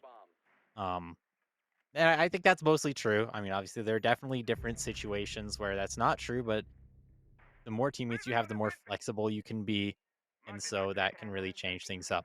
Opening pick going on this in the favor of Catlaugh, although going to get traded out fairly quickly. Yeah, couple little trades back and forth and still in favor of Catlaugh in terms of man advantage. Now, there's going to be a lot of utility here that Sophie is going to have to kind of peek into if she wants to clear this shield. All these Wamaitis is going to finally get cleared out, but Wamai still in a position here to cause a lot of pressure. It's 90 position, very vital to taking the site, because if you don't have it, it's very difficult to have control of books or top main or top red. So being able to keep control of it as an attacker is very important. However, doing that with 3, now only 2 members can be very difficult. Terra gonna find another pick, and now Mother and Akinio are gonna have to coordinate themselves together. But it is Akinio, so Winnable? Question mark? Potentially. I mean, Akiri and Potentially. Mother, you're thinking Sure. that. I mean, there is a minute left. That's another thing, so there is plenty of time for the time being. I don't know if that will work. It seems as if Aquino is downstairs, though. Obviously, just taking their time to come back up, and obviously maybe making a sandwich in the kitchen. You know, it's supper time. Sometimes that's the way things go. But with 50 seconds to go, I mean, supper time is almost up, and it's time for action. We need to see exactly what these players have in their locker. And at the moment in time, it just seems to be sitting and waiting, gaining that intel, making sure that they have the actionable stuff that they need. Spam through the wall, doesn't quite hit the mark, and now we're in that 1 versus 3. Akinio, can you win it out? You definitely need to try here, son, because the bullets are raining out. You've got some sort of information. It's coming from the direction of those tracers getting ready to swing, but there's a Malusi whoop in the way. No, not like this, pushing through in towards Study. Gonna burn those Rooney gates, but like this, time is just ticking away. One player just needs to stay safe. You already know that this round is almost over. While all the chaos comes through, nobody wants to give away their body. 4 seconds left. This round is going in favour of Catlaugh. Well done by Catlaugh. Very good discipline there. So kind of surprised to see that Akinio took his sweet time in those last 2 seconds, as finding a kill there was more important than anything else. He's not going to be able to do anything without finding a kill, but in any case, still very difficult situation. I mean, no one's going to put you in a 1v3 and say, now go win, unless you're me coaching you and trying to get you to do some drills that are designed to make you hate yourself. But Kinio is going to disconnect. Now that's not ideal for anyone's case. I mean, hopefully he'll be able to make it back. I don't know if we're going to have a rehost, but in any case, you're going to see our beautiful faces in the meantime. So, hello world. How are you all doing? But yeah, I mean, that round, realistically speaking, very, very strongly in favor of Catlaugh, and I think, Yeah. as you briefly mentioned, we could just be seeing a defender-sided Villas. Villa is a very defender-sided map, and depending on your ability to play the utility, right? That's a fun little rhyme. I think that's a very big determining factor in who wins this map. Yeah, it is, and that's it. It's all about utility, all about map control, being able to utilize it, take the gunfights, and clear out. Sometimes what we're seeing is just the defenders run riot, and maybe it'll all come down to who can win out on a tertiary site. If we see any attackers win it out, then they take the advantage. Or sorry, if the defenders win it out, we take the advantage, because that's kind of the situation that we're on. Or can an attacker win out on a primary site? It's really in that situation now where we're trying to think, can we actually see some sort of real advantage being taken from these two teams, because it just seems that this is as if they're at each other's throat. It's like exactly what we left Cafe off of. Chief is going to kill me after he listens back to this VOD after I go It's like a broken record player. No, that's okay. But yeah, I mean, we saw Cafe kind of same kind of deal, very defender sided, just kind of depended on who's gonna win the primary sites, and ultimately, more often than not, that went in the favor of Tide Pods, and they won the whole map overall. And now, while Catlaugh did manage to pull 2 tertiary site wins, there weren't any primary site wins, and Tide Pods manages to catch any primary site wins. This could be a short game going in the favor of Tide Pods fairly early on. Really depends on how Catlaugh is prepared for this, and especially their tertiary sites, because on the other hand of things, right, if Catlaugh manages to hold on to their tertiary site, then they could win before going to overtime. And if not, then well, we still have plenty of time for overtime. I mean, 4-2, pretty standard defensive split on Villa, and so seeing that is not a surprise to anyone, and seeing it go much further wouldn't be a surprise either. Yeah, it really isn't a surprise. Just waiting to see how long it's going to take to get this player back in the lobby. And well, with that being said, I don't know if we can maybe go to a break just quickly. I don't know if we can get confirmation from our producer in our ear, but yeah, I mean, there's still plenty to be going on here in this game, and especially with kind of so much in this second half to go. Yeah, definitely. A lot of the second half to go in. It was Aquinio who disconnected, so that would be really uncomfortable for Tide Pods if they had to play without Aquinio for a minute, but seems like we do have a break ready. So I'm going to go ahead and go to that momentarily.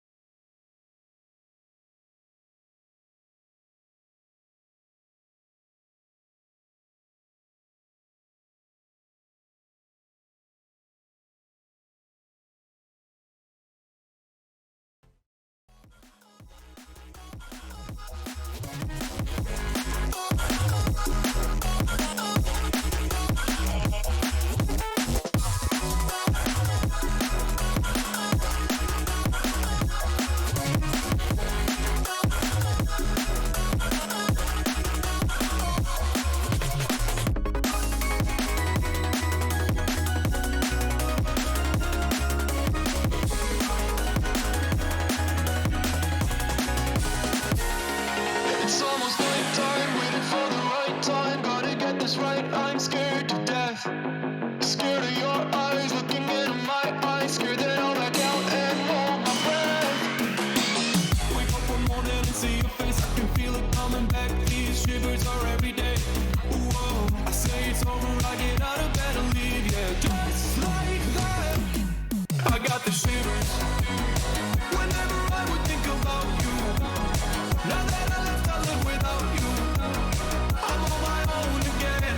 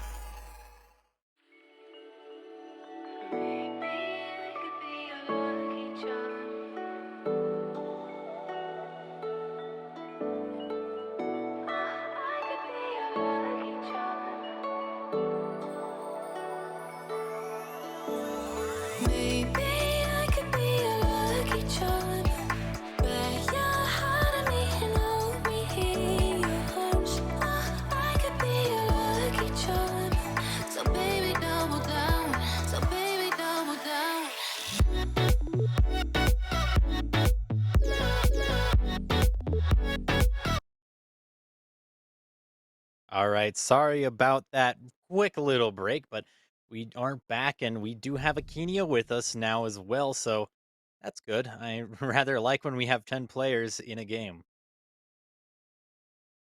Yeah, I mean, sometimes I do prefer it. I also would prefer if all my randoms could stop leaving my rank games. You know who you are. True. You know, Yeah. if you're watching, you know who you are. hmm Although I will say, Cairo, I don't know how many randoms you have in Scotland who are watching CCL. I They should mean, be. Let's be it should clear. be. The thing is, though, is like CCL was kind of like basically T1. So I mean, Scotland does like its siege, you know. I mean, Doki and all that. I'm just suggesting. I'm just suggesting they might be in the chat. If they aren't in the chat, get in the chat. Get in the chat right now. And feel bad about yourself for leaving the game. Yeah, exactly. I don't know how Um, much screaming get in the chat at people who are not in the chat will do, but yeah, yeah. we'll certainly try it. Yeah, we'll try it. But yeah, we do have a frost on the board. Um, I like that. I like that a lot. I mean, if you saw one of the frost mats going down kind of next to the aviate door, aviate to study, right? Now those kind of sneaky little frost mats in the corners there, those like to get people a lot, and also getting frost mats in places where someone might have to jump in and they might have to make a decision between shooting a player and shooting a frost mat. And well, a lot of times you just have to kind of shoot the player because while the frost mat will down you, the player will kill you. So that could be a very difficult choice. And a lot of teams will like to take advantage of that when bringing Frost, as well as he doesn't have the secondary shotgun and a shield. So rather a powerful operator who has kind of been sneaking her way into the meta recently.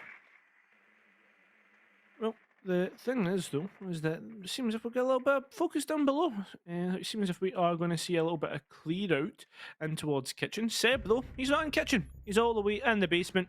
And, well, Stilio, he's all the way back in spawn, taken out there as they try to walk in towards the toilet area. Shot down, and there goes the zero. That means we have a person advantage towards Catlaugh, something that we do like to see. More information being fed towards Seb. Going to pick up that kill, drops back a little further. Lovely pixel Oh angle. my That's a goodness. huge double, and the information is known on Seb's position as well. So that is 2 freebies for that man as he retreats, and we're in a 5 versus 2.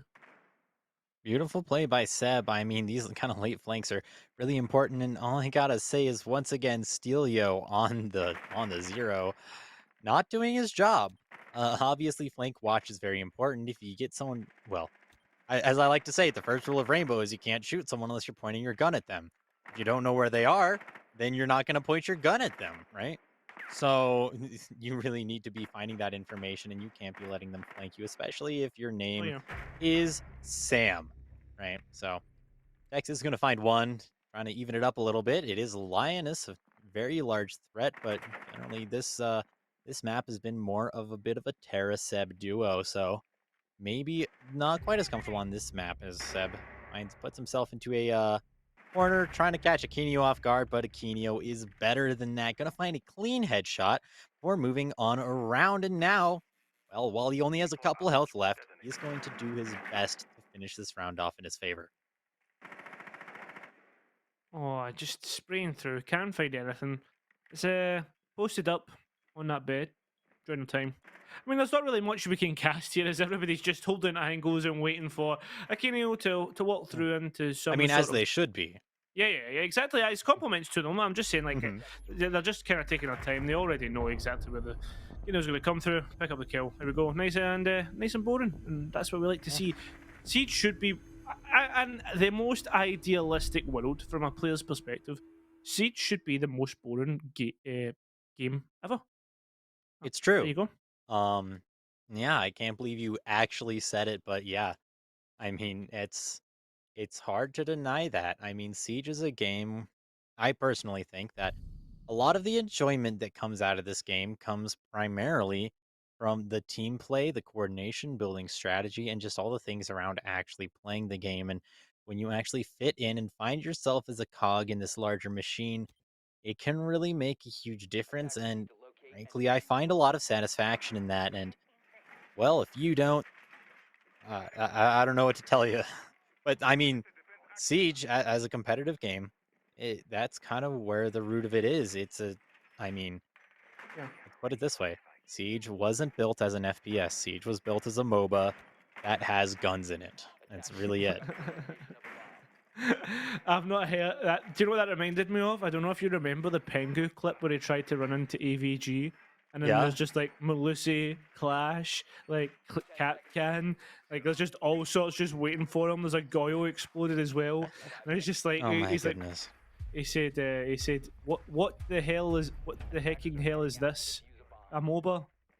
Yeah, as you can imagine, he did not say hecking or hell, but Yeah. yeah. Yeah, I mean it is Bangu. You know, these T1 players aren't they didn't get hired for their non-sailor like attitudes. Um but in any case, yeah. I mean, no, I believe that is something that a Ubisoft official said when they were developing the game. They were like, yeah, this is supposed to be a MOBA with guns. It's not really supposed to be an FPS. It's just supposed to take some of the mechanics from it. But in any case, yeah, I mean that's why we love it. But yeah, moving on from that brief point, and also with oh, keep your gun up. That almost just cost that man his life, Bembo. Got to keep your gun up when you're making an entry. Um, Thankfully, he does find it. Seb is going to fall his hand, and now Bembo going to find another lioness. Yeah, beautiful entry coming out from Bembo, but once again, this is a tertiary site. This is, well, if Catlaugh wins this, then more than likely we see a Catlaugh victory. Catlaugh loses this, then more than likely we go to overtime. It all right, and that's just statistically speaking, right? Obviously, this game is a lot more than just statistics, but I like to pretend that I know what's going on sometimes. So Well, I mean, I like to pretend what's going on as well. Like, look here, them both throwing a grenade. I oh knew what was yeah, happening there. Yeah, it was good stuff. Did go for the revive though. This is nice stuff. We are in a 5 versus 3. And there's more nades coming. I wonder why they're doing that. I wonder Oh, if there's any reason. Oh no. my god. Apparently it was for a TK. He didn't like Tex. Sorry, Tex.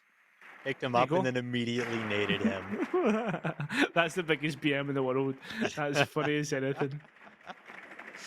Oh, but yeah, well, that actually could be really dangerous because, like I said, if Catlaugh wins here, it's a good chance that they win the map, and that really just brought them back in the game.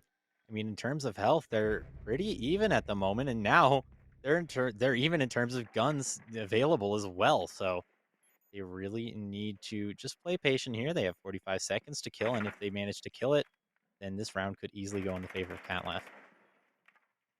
But will it go in favour of Catlaugh? Because Bembo's actually going to pick up Terror there with a beautiful shot all the way through on towards sight. One player still staying above. And look at this. Bix just not moving in just yet. Does see the angle. Beautiful shot. Aquino coming off that diffuser, getting the swing through. But no, Aquino wins that one out. Both players on low HP. And so is Tak. Aquino just pops up. And gets that kill. Lovely shots there. And there we go. It wasn't even a pop up. It was a pop to the side. It was like a bop bop. Yeah. You know, is now a good time for me to realize that I haven't taken notes on the last 3 rounds? He'll be fine. Don't worry. Yeah, I'll be fine. But in any case, yeah, moving back to AVG. I mean, it would be rather foolish not to move back to this, I think. Realistically speaking, this was probably their best site, and still, Oh, yeah. Stilio. Um, Look at that. Yeah, making adjustments. We have a Montagna on the board. Oh, do we? Do we have Larocque? We have Yes, there he is. The Laura. mountain. Yeah. The mountain, yeah. I must say, I do like a Monty, but I do believe Monty is situational. And you're thinking to yourself, what the hell is a situational thing, Cairo? You're speaking absolute nonsense, my friend. Well, I mean, I'll tell you what it is. It depends on the site if Monty is useful or not.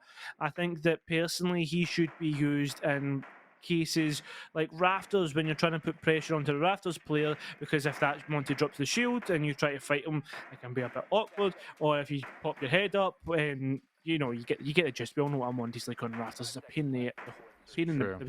the keister. But I don't think he's good on AVG. I'm going to be completely honest. I think he can be manipulated. I've just went on a whole spiel about Monty, and I've realised he's been changed for a Nomad. So thanks, Tide Pods. And yeah, that's that. Oh, there's a spawn peak. Zeb gonna find an easy pick onto Mother. absolute freebie, and all four of the rest of the players are, well, three of the four of the rest of the players are all the way on the other side of the map. So that's gonna give Catlaugh a lot of time to fall back and just find some more solid positions to really give themselves advantage in some firefights, which is exactly what they need. I mean, if they manage to win any, I mean, really at this point, any site that well, they need to win this site, actually, I should say. If Tide Pods manages to win this site, then we could be seeing this go Tide Pods favored very, very quickly. Catlaugh wins this one. That's just kind of what we expected as a primary site. But yeah, Yeah, I mean, yeah, totally agree. 4v4. Yeah. So even up, 2 minutes left, and Tide Pods making sure they take care of their due diligence, getting some drones down behind them. Don't really want to get flanked as they have previously. No zero on the board this time, rather opting for a nomad. I guess they found the zero to be a little bit ineffective, and if I'm gonna be entirely honest, I kind of have to agree. Wow, aggressive play by Lioness and falling right back. I think she wouldn't be able to do that. They've got two people watching that, but she just managed to find the gap. It's a bit of a lack of coordination there, going to do a lot of damage to Tide Pods and give them kind of a tough situation to fight back from. Oh, Lioness just not close enough to the shield. Gets picked up by Bembo, trying to look for an angle rather than keeping themselves safe. Here we go, the burn, the nade, ba-bam. There we go. I imagine we will see that.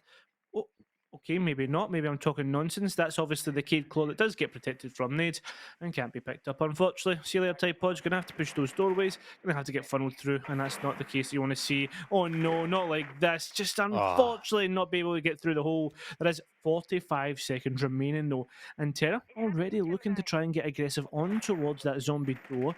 Don't think there is any players as they're all trying to run towards what looks to be the study. Oh, no, it's just an Iana drone, never mind. But there is going to be one player following that shot lane. Yes, there it is. Look at this. Aquino already trying to put pressure in from that study balcony. 25 seconds remaining now, and the push does need to come soon.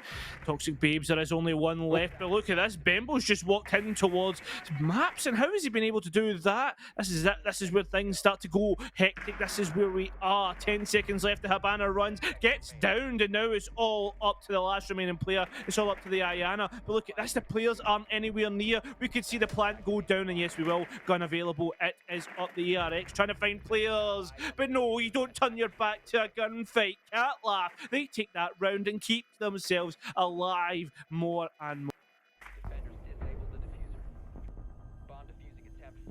sorry. Yeah, I mean, really, kind of an interesting round. I mean, if we talk about just the way the map control was traded, kind of surprised to see that entry go out. I mean, that classic pinch between Study and Skull is it's classic, right? That's why I said that. It's very common. Generally, not really surprised to see that that does lead to an entry into the map's position. Was kind of surprised to see Akenio run to the top main with his gun down though.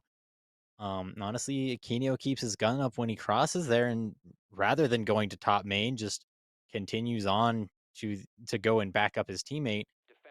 I think that's really changes the whole round. I Oh, yeah. mean, and that's something huge too. I mean, just like how fast this round can change around. I mean, or these rounds, I should say, like these rounds have been defender sided, right? We're seeing generally a 4-2 split on both sides, just Yeah. off my prediction.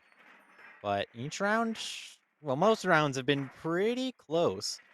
Maybe not as close on Catlaugh's attacks, but I mean, Catlaugh doing perfectly fine on their defense in any case. Totally right. I mean, we are really seeing a defender side of Villa now. I mean, this is really firmly could be argued as we've already seen three of the primary sites won when they have came up at the first time of asking. Statue and trophy might be a little bit different though, as we may see a different form of strategy coming through from Tide Pods. Whether that happens though might be able to be contested. Remember, they did go for a more direct take, found that aggression coming through from Catlaugh. And it seems as if that's going to be the case. Seems as if we are going for the path of least resistance coming from Study. It seems as if already Catlaugh are adapting to it. Yeah, I reckon that was kind of part of their plan. While it is a pug stack, like I mentioned, they've had a month since the quals to really prepare, get together, build a few strats, and increase their repertoire. And if they have a few contingencies in here, that could be very good. That being said, I did say if you're gonna do this, you should not put your players there for longer than 30 seconds. And look at this. Tack is not gonna be able to get out of here without taking some fights and winning them. Otherwise, yeah, she's gonna lose her life there. And unfortunately, without that Malusi on the board, you were only even. You're no longer at an advantage, but you did manage to kill a minute of control, and now they're going to have to make their way through this knot in the middle of the map that I previously mentioned. Well, that knot does become tighter and tighter, almost like a boa constrictor. And well, we're already seeing the constriction come through, although Lioness just periodically stuck out there in towards 90 and no one able to pick them up. Look at this. The Zoth, though, trying to move through and is actually using that AR accommodations for them. Not even dropped to a one-time scope, keeping that two times. I mean, it's fair enough. I don't think I've seen that in a while, I'll be honest. And it seems as if things are really slowing down. The knot has released.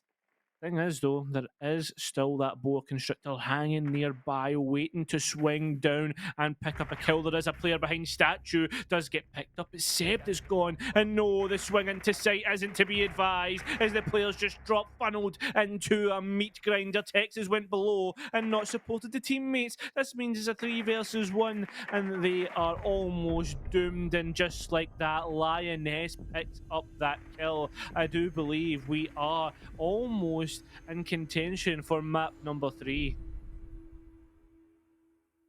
It all depends. I was going to say it all depends on this next map, um, or this next site, I should say.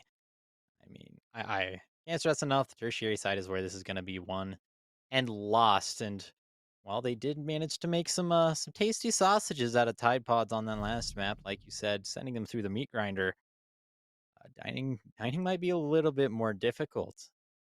Curious to see how this attacker repick plays out here because, well, there is a pulse on the board. There is a Wamai on the board, right? And there is, well, not on the board yet, but Flores is available. As well as the fact that if you really want to, you could go for a completely different style of take than we've seen so far. I mean, Catlaugh did do a fairly horizontal take, but they did more of a memo, sort of this memo laundry kind of split thing. Yeah, One thing that I personally really like though is a China pantry take. You yeah. can just pinch kitchen and like you get like one player above, or you stick one player enter through the bike storage there. Yeah. Well, suddenly it gets really, really hard to control kitchen, and you can make some pretty decent plants there. Not only that, though, you can easily move people around upstairs. I think the Yeah.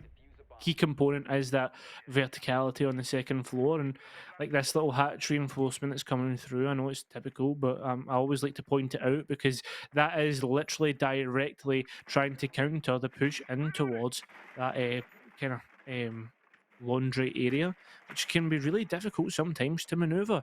It seems as if what we're seeing right now is a really horizontal take from the side of Tide Pods. They're taking their time and they're going to try and go through living room. Look at the drone work that's already been done. Found out where Bix is. The Wamai needing to shoot out that drone and retreat. Does so eventually. And, well, leaves without a trace. Going to have to drone that out with an actual player and actually make sure to clear that one out. Because, again, this position right now is a really difficult one to clear out. Once cleared out is key because if you don't clear out later on, I mean, we all know what Mudroom can be like.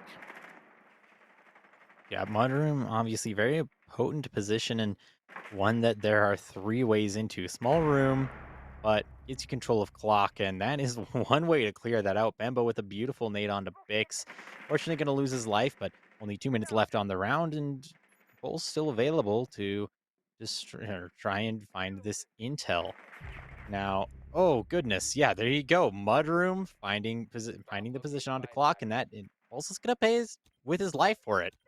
I mean, just based on man advantage here, we could very well be looking at overtime.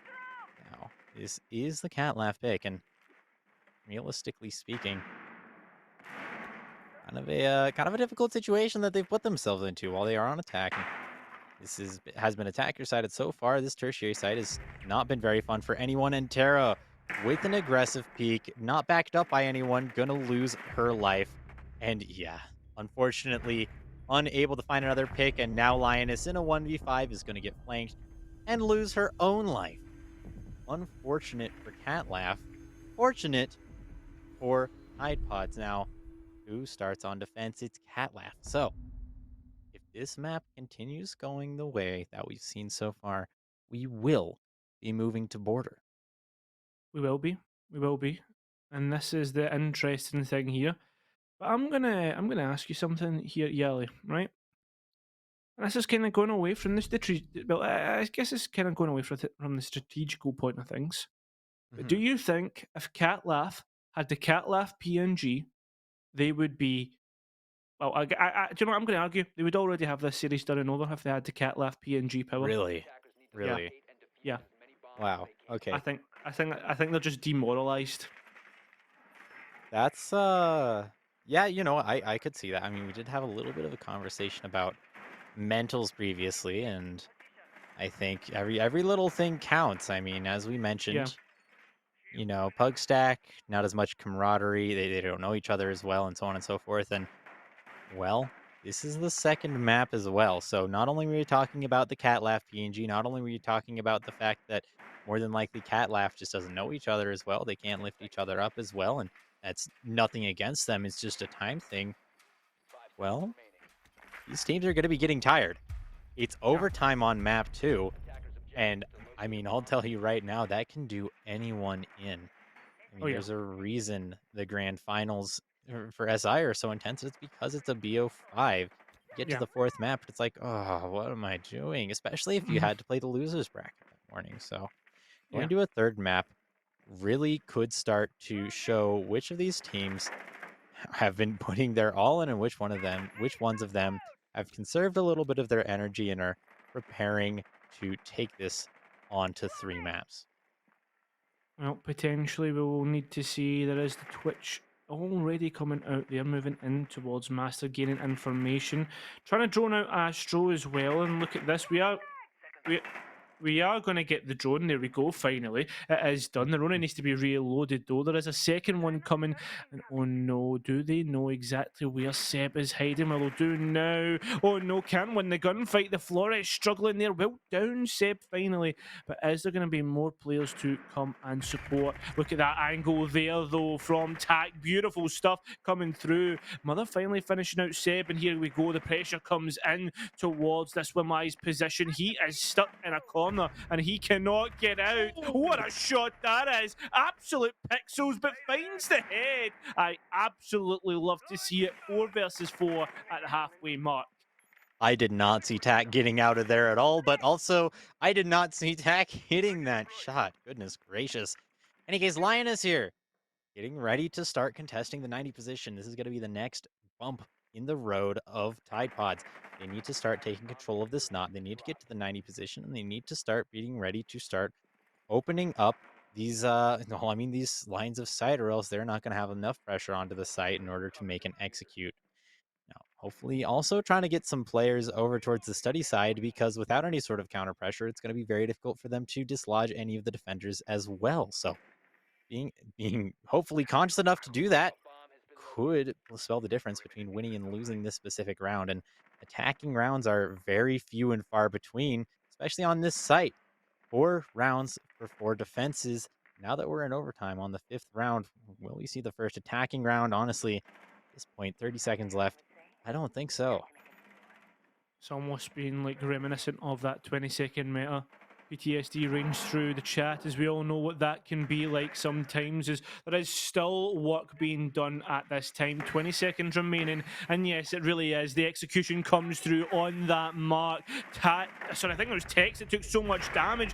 Couple of trades denying on the defuse, but look at this, have to get back on it, and the Flores is the man to do that right now. But the denial is huge. The denial is perfect, and Catlaugh, they'll win that round. Perfect from them in the denial. The C4, the impacts, the kills, the whole lot. They win that round and they put themselves on map point. Wow. Beautifully played by both of those teams using the smokes to deny lines of sight that were very important, but ultimately they just went up just in time for the player and studied to find the pick. And I think ultimately that is what found that round in favor of Catlaugh. Honestly, just the timing there getting so tight was so important. And Flores, Flores still had 3 drones in his pocket. What are you doing? Use them. There was a shield you needed to clear. Being able to clear that shield, being able to apply a little pressure over there, possibly could have turned Terra's sights away from the plant, and that would have been an attacking round. But unfortunately, Flores did not make effective use of his utility. Now, we do see Tide Pods opting to move to their personal primary site, trophy statue. Now, this is also a site that, generally speaking, has been favorable among most teams. And, well, it's hard to say that any sites are unfavorable among teams on Villa, but Yeah. a lot of players like to play here. A lot of players do like to play here, and this is true. A rook? Is that what we're seeing now? Is that what was that what we've come to? Oh, okay. I'm gonna tell you something. Okay. Something very interesting. So here's the thing with a rook. When Okay. you're wearing rook armor, Uh-huh. if you get naded at a full nade, you don't Uh-huh. die. You only go down. And then on That, top of that, bringing the Thunderbird, so you have the opportunity to revive yourself or get revived by a teammate. That can mean a lot. While there are only 4 nades on the side of Catlaugh, well, the nade meta has been huge. Oh, that was beautiful. Absolutely gorgeous. Lioness is dirty, dirty shot. I, I just love it. I just love seeing those games. Those games. Like to see the nade comes through. Mother has to jump out. That's his. The whole site opening up here. It's going to have to be the rook to hold it down by themselves. There's a minute remaining and still plenty of time for the attackers to move around, drone out, and find information. The only information they're going to find is the fact that Mother has been dropped, the head taken clean off. One player remaining. And it is that rook moving through with that MP5. Does have a 2 times. Doesn't know that one player is close, and it is Terra. It is that Nomad the Overwatch. Waiting, has here to jump through, loses the gunfight, and there we have it. Catlaugh, after overtime, pushes all the way to border. And my God, they made us sweat on Villa. Oh, goodness, I am sweaty. And I think a lot of that comes down to exactly what I have been praising them for up to this point. Catlaugh has excellent mobility. They get around, they get to where they need to be, and they set up their flanks properly. I mean, getting their Nomad over to the closet position, that was huge, being able to be there to deny that flank. And, well, personally, I would have preferred Rook to stay in Astro because it's just such a powerful position. Yep. Yeah, I mean, beautifully executed by Catlaugh and beautiful takes, finally winning the first primary or even secondary site of that whole map on attack. Well played by Catlaugh. Not only that, though, we've also got to talk about the fact on the, if I think, let me think, kind of just towards the end, just before we hit that minute mark, the nade usage was perfect. We saw the nade pick up the player on red. We saw the nades displace the smoke on to go downstairs, which meant that when they rotated back up, they got cleaned out. It was just key utility usage all round, and the drone game was really good from Catlaugh as well. Really, really nice rounds all in all. Are very defender side of Villa, but we are going to have to go to border, which is, well, definitely not defender sided. Yeah.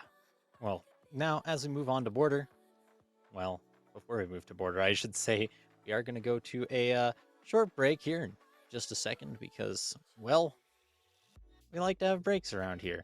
We like to give you a break. We like to give the players a little mental break. We like to give the caches a little mental break.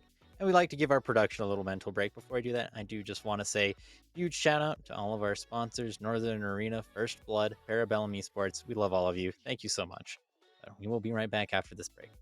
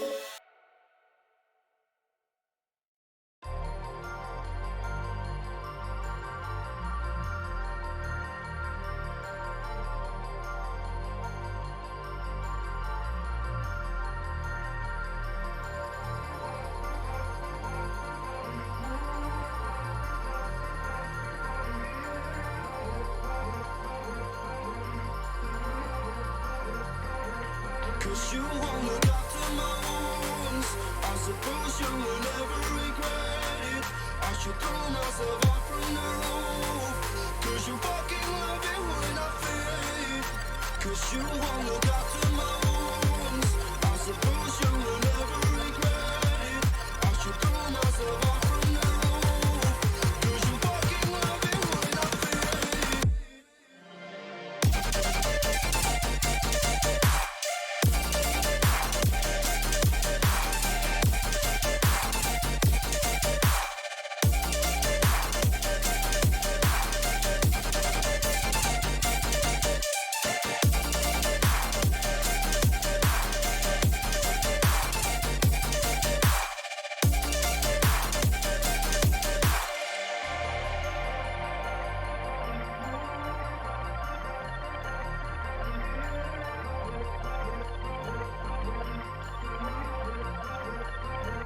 Cause you won't look after my wounds.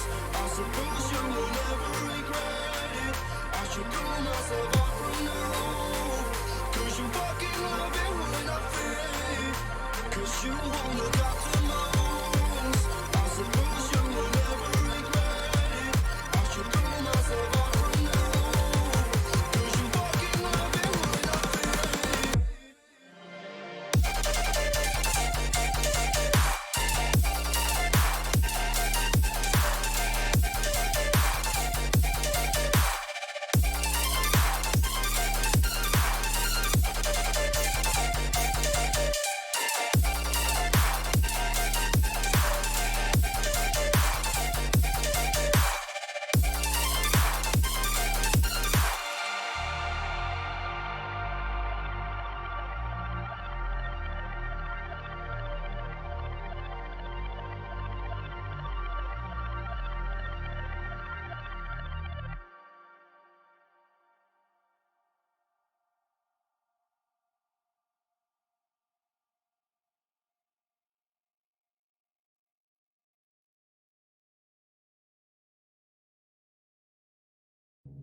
When the walls are breaking down, when we're falling with our head on the ground, do you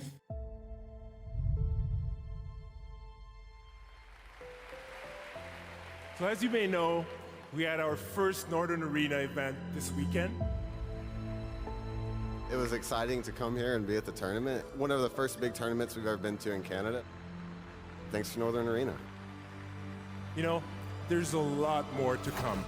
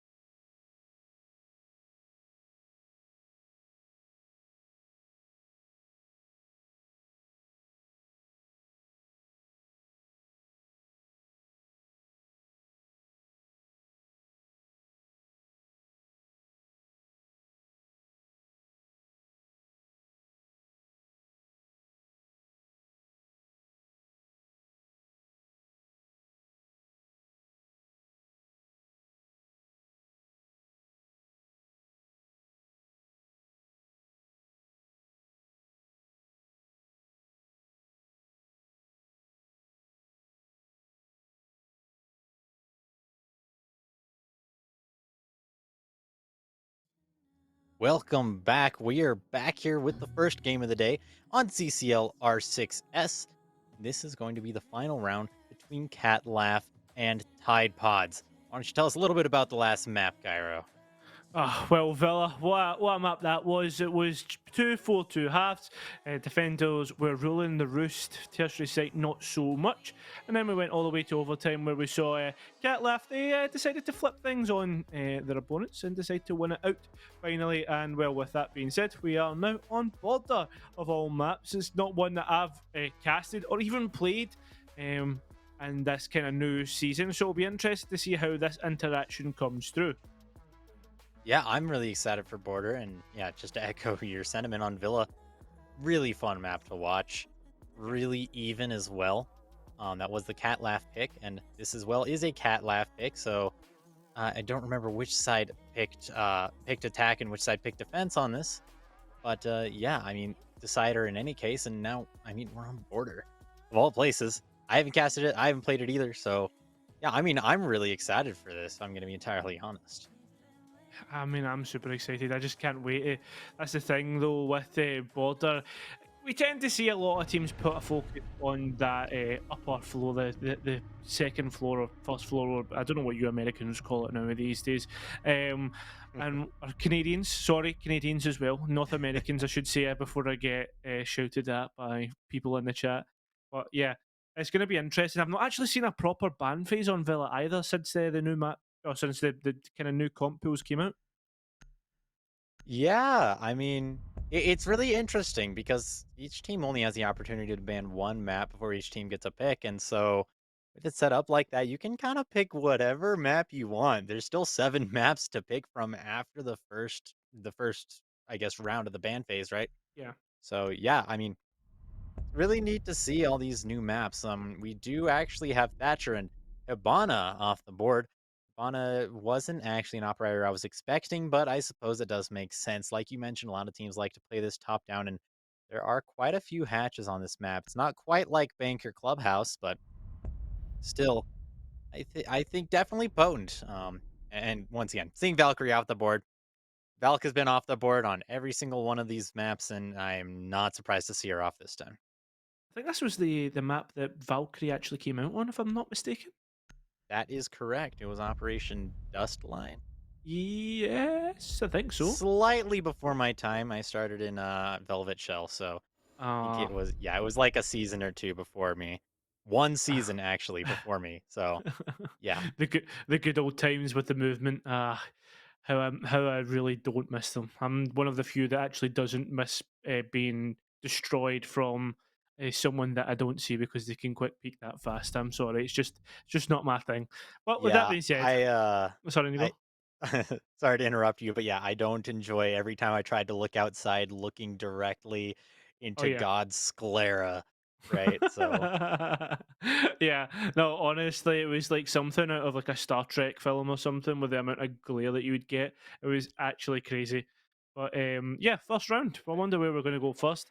Oh, look at this. We're in Armory. Never expected this one. Don't think Armory's ever been a first choice for anybody on Border. yeah, interesting to see this as the first choice. I think a lot of teams lately have been opting not to actually use this as a first choice, opting instead for bathroom or customs. But traditionally speaking, this has always been the first choice. It's just this kind of extension here into office where you have a lot more room to play in archives, but also a lot more room to pressure in archives and a lot more room to plant in archives. I think that actually does tend to make it slightly more attacker sided. It does, and I mean, the thing is, though, I mean, historically, we have seen Armory always being the kind of initial site that everyone goes to. We've seen this SSG claw all the way back, but it's not placed right.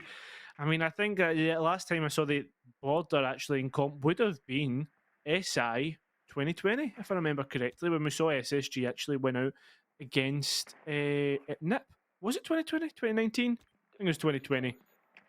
Um, yeah, I mean, I started following comp a little bit after that. But Okay. in any case, it was yeah, I mean, I personally have not seen this. So seeing how they play it is going to be very interesting for me.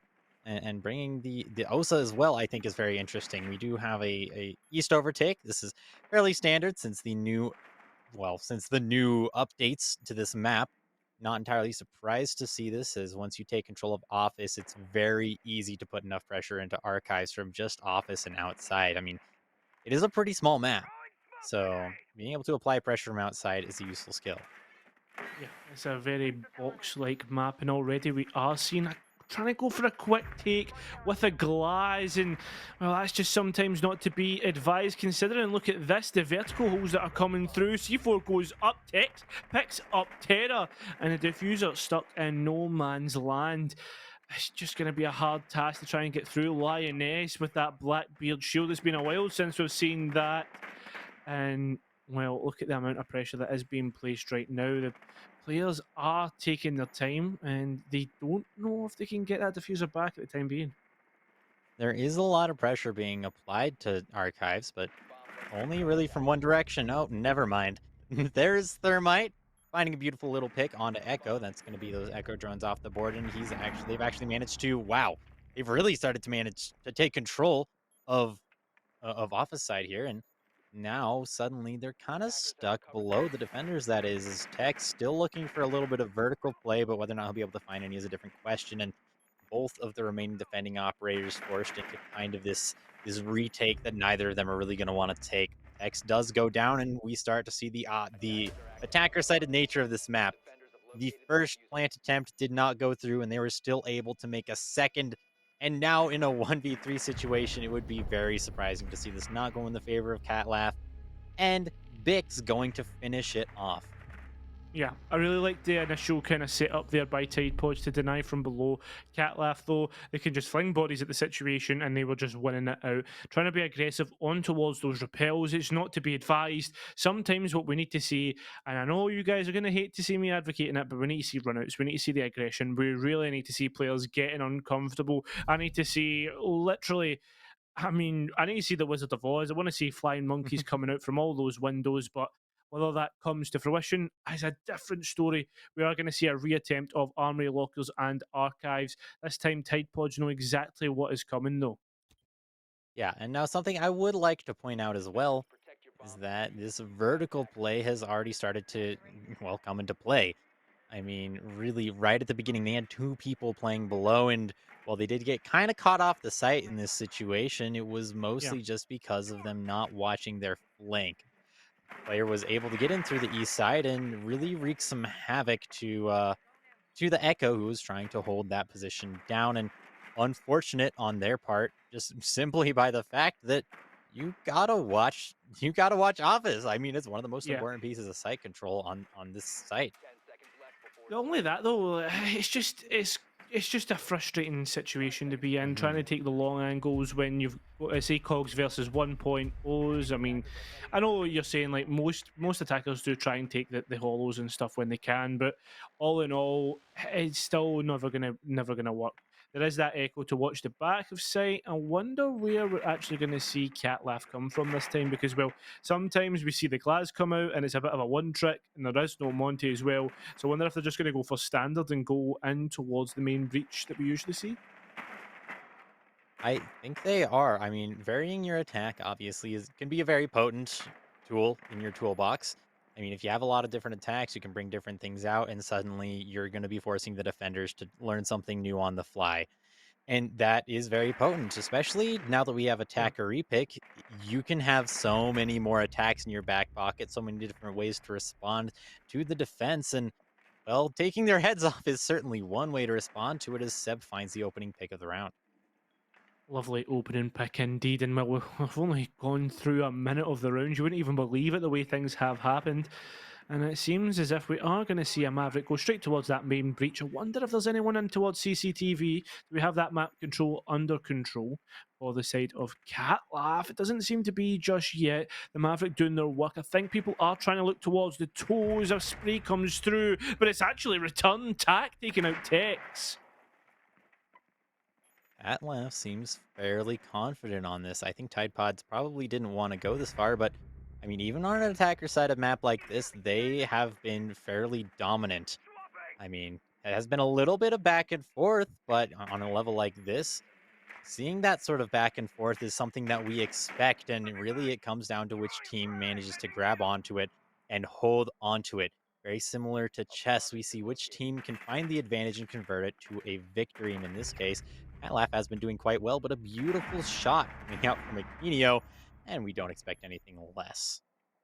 We really do not. The plant now being attempted, but there's information on it, and the denial's there. Oh, unfortunately, fortunately, being able to hit that, almost missing the plant being confirmed. And look at this, Bix actually being destroyed. Well, his health being destroyed by that Asian Mind Mother playing the really tough position right now. Elevated. Someone tried to get close, but no, it's not to be. And look at this, Lioness has went deep into sight, can't be denied from that breach, which means Mother has to contest and through office. Interestingly enough, there must be information as well. The positioning was picked up. No, the stun goes out, but you can't win a fight with a stun. Mother winning that fight. It's a 1 versus 1. Lioness versus Storm. Who can win it out? And it's actually going to be Lioness there. A lovely shot straight onto the head. And there we go. The second round, a lot more contested, may I say. And it is going to go in favour of Catlaugh. Yeah, beautifully played by Catlaugh as well. I mean, being able to dislodge these defenders so far has seemed to be a very easy task for them. I mean, on the last round, maybe not so much. They weren't really expecting players to be below, but in this case, they just said, well, if we take the traditional route, we don't really have to worry about players being below. And for the most part, it worked. They didn't quite watch their flank enough, but being able to play the whole map is something that you need in order to be successful on this map. If you don't have the option to play pretty much anywhere on the map in your defense setups, you're not going to be able to deny enough time on this small of a map to prevent the attackers from finding an advantage and ultimately converting it. We are going to be going to bathroom tellers, and I love this site. There are just so many ways to play it.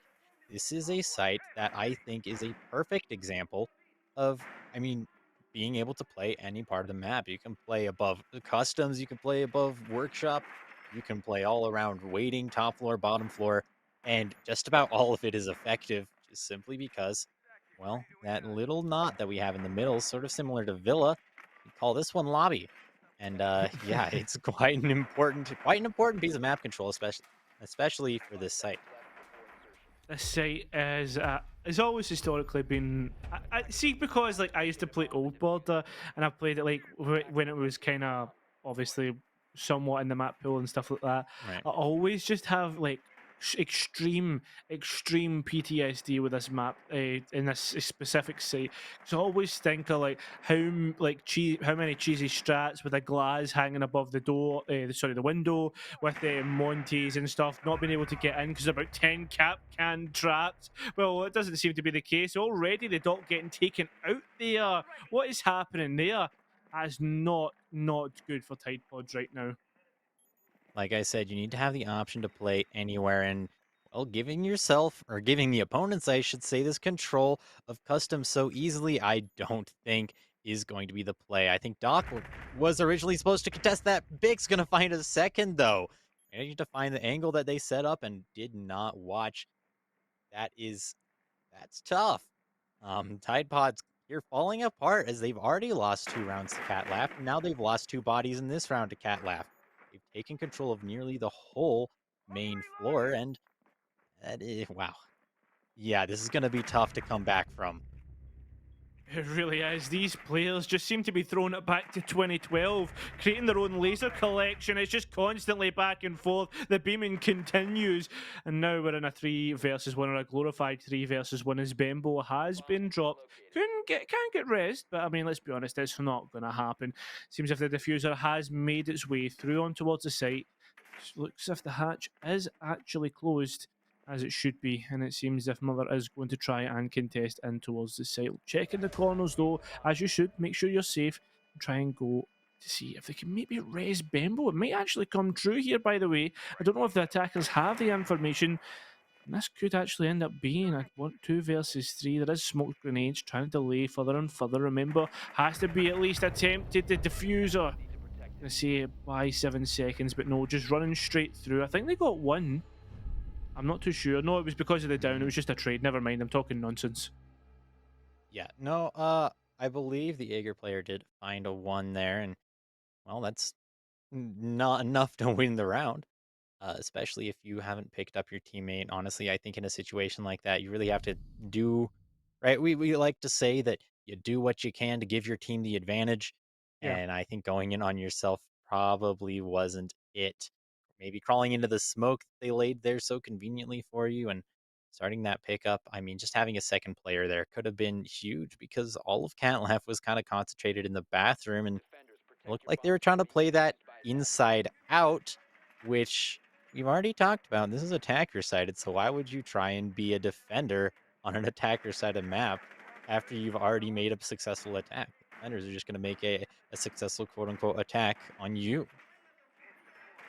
That is quite unfortunate, and it's just that's what it is. Sometimes we got to just bring out this phrase. That's what it is.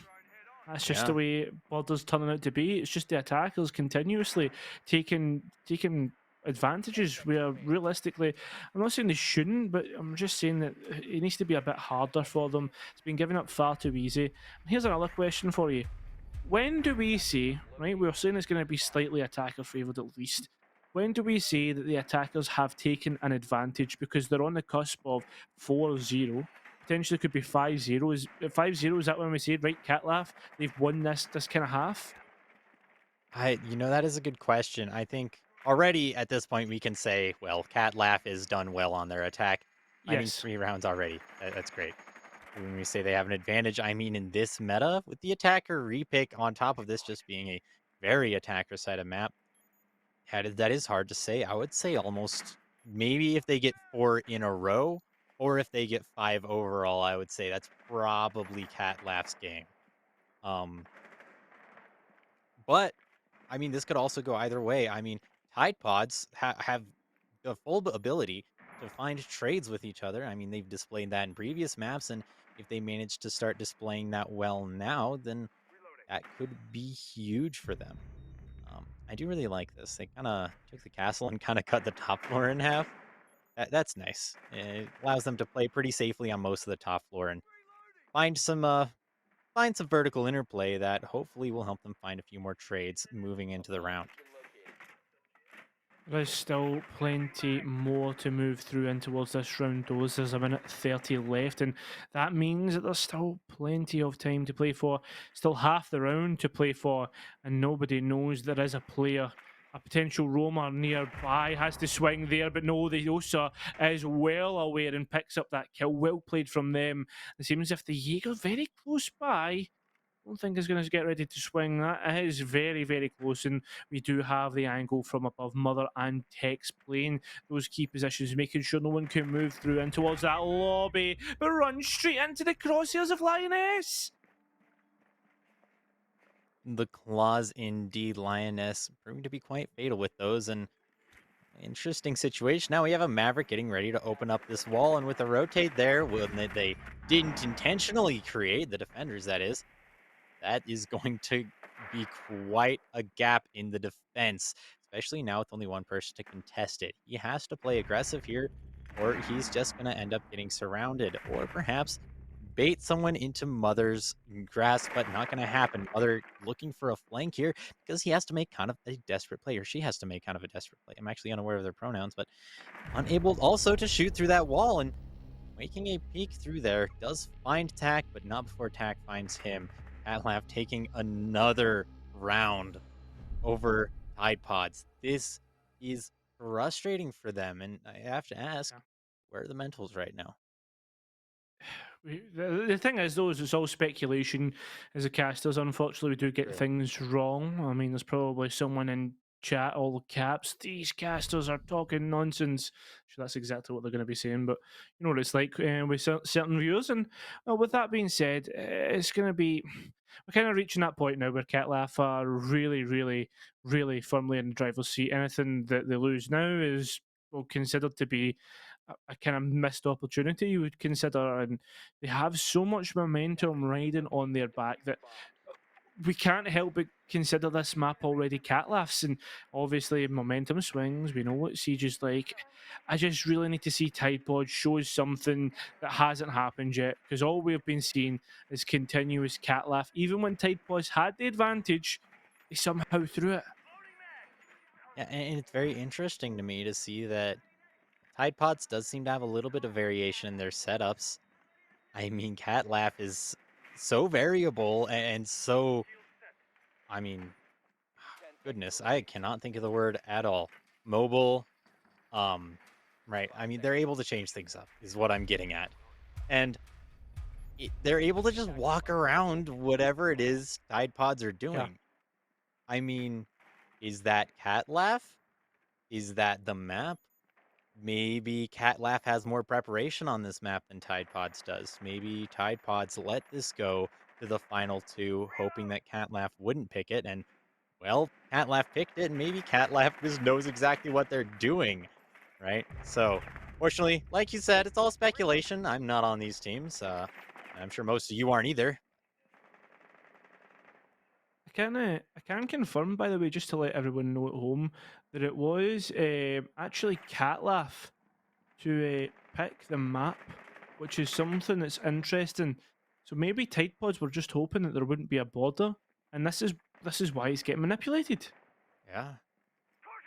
Yeah, no, that's I mean, in any case, currently in the current round, we're at a 4v4, and Seb, Seb says no, we're not. We're at a 3v4, right? So, attackers once again with the advantage, something that is all too familiar at this point. Now with this wall open, suddenly going to be a lot harder for them to play on the site. But Akinio with a nice little wall bang. Well done. But Lioness also going to trade it out. Now we're at a 2v3. Mother and Akinio have got to play together and build their crossfires. Yeah, and now Mother and Akinio are really hemmed into a corner where they just have to be ready to fight. And look at this, they're so split apart. Easily could be taken away here. Don't know what Seb was doing below, maybe waiting for a ping of some sort. There we are, there is some sort of bucking going on here. But Seb, the Twitch, we really need to see them start to move forward, move up and try and put pressure on towards the site here. Mother, the win, CCTV, that's what we need to watch, because no one has noticed exactly their position. If they hit this door, they will be alerted straight away. The butt close by, and now finally Mother going for it. Actually opens up the Lioness, takes out Akinio, which means the last remaining player, their position is known, is in towards CCTV. Looks as if there is going to be a plant attempted. There was a Thorn gadget to go off, but not going to claim any sort of lives. The ping goes off, Seb swings, and there we go. Round number 5 goes in favour of Catlaugh, and we can't help but feel now that this is just the scenario that it was probably Tide Pods really didn't want to be in. Yeah, and also might I mention, because Catlaugh got to pick this map, Tide Pods chose defense. I don't know if Tide Pods has a coach. I don't know if they have an analyst, but if they do, well, maybe they should consider getting a new one, because if their coach or analyst or whoever told them to go here and then pick defense, that was a mistake.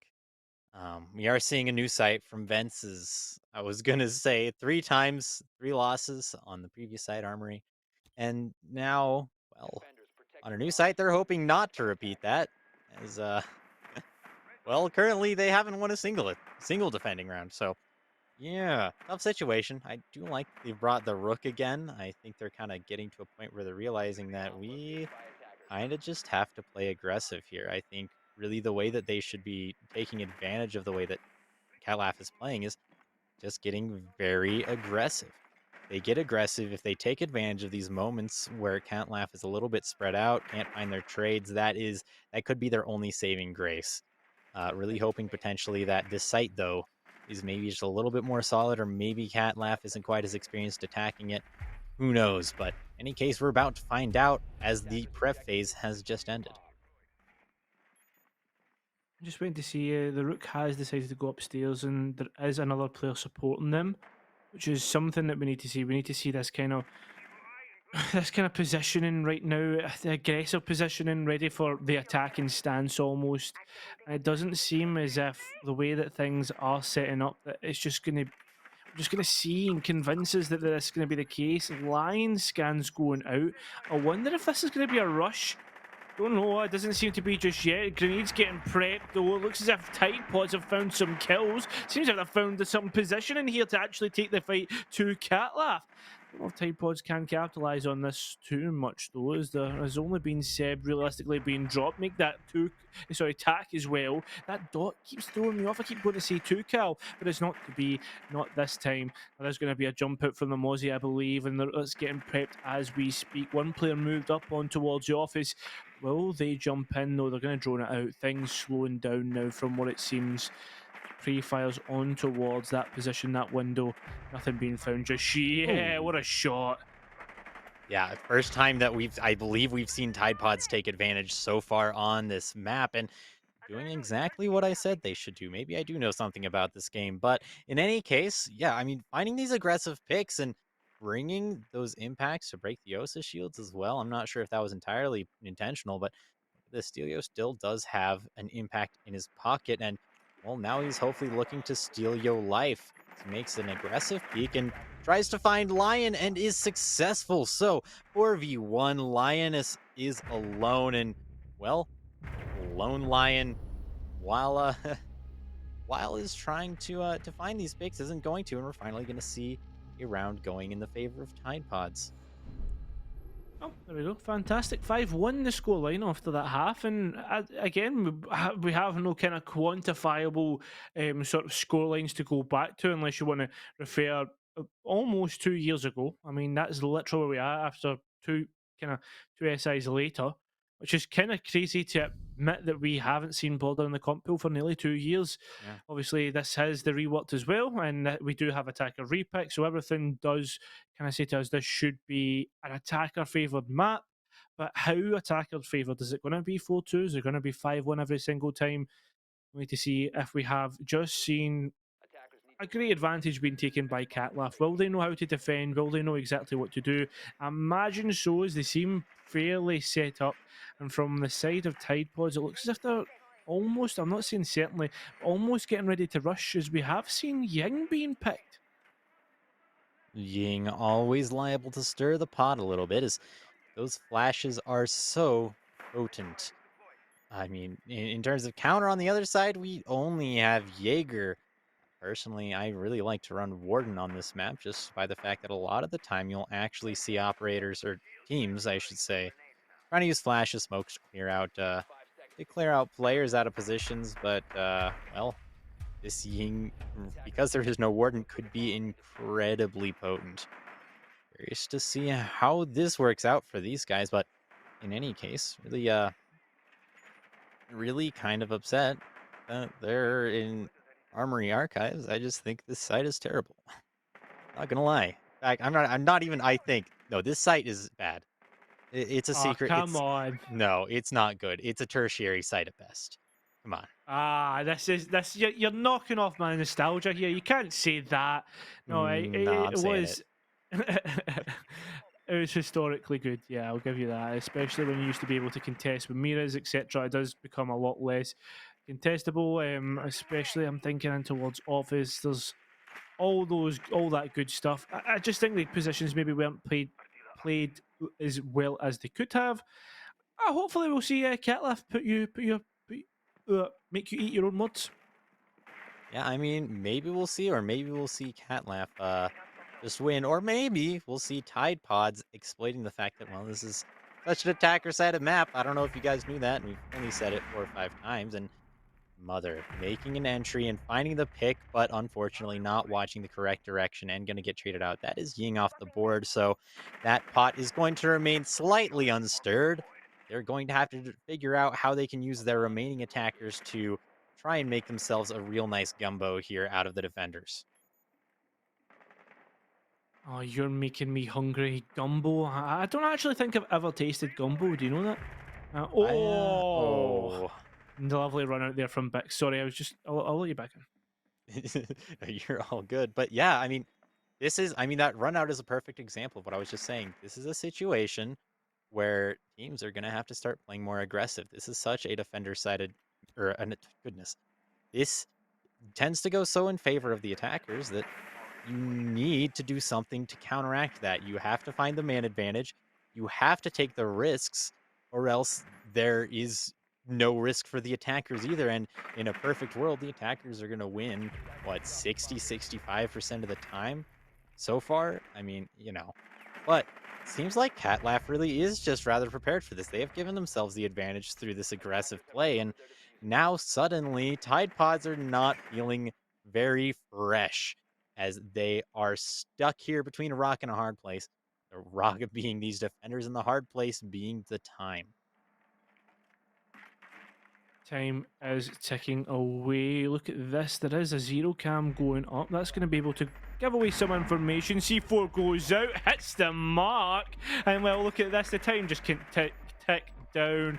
Doesn't seem to be doing much. All the players are getting ready to swing, almost feeding. Just luckily enough, only one player does that.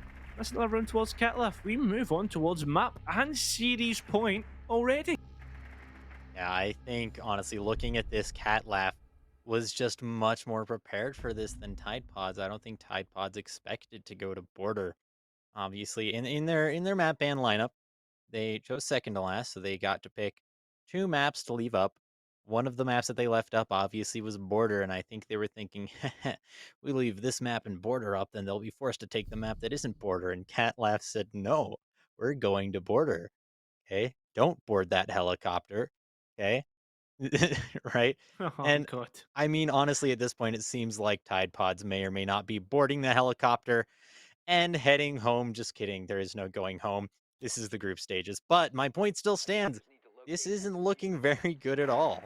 As No. Catlaugh move on to what I personally believe to be the best side on the map.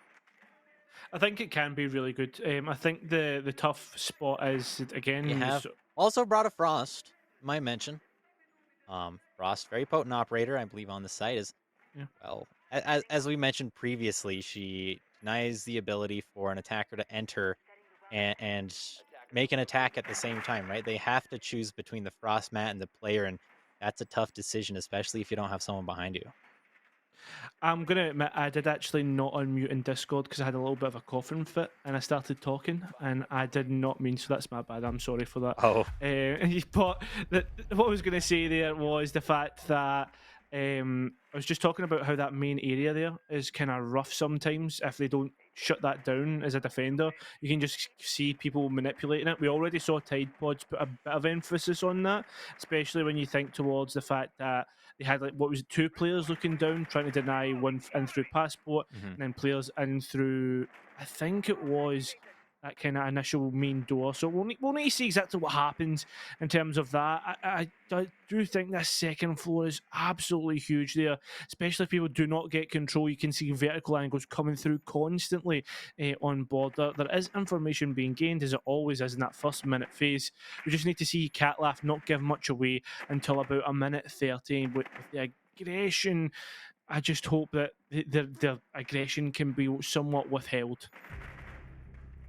Yeah, well, the aggression unfortunately not going to work out there. Not sure if that was aggression or just not paying attention. Frost is going to go down very early. 2 minutes left in the round still, and a lot of pressure coming out all around the southwest side of the building.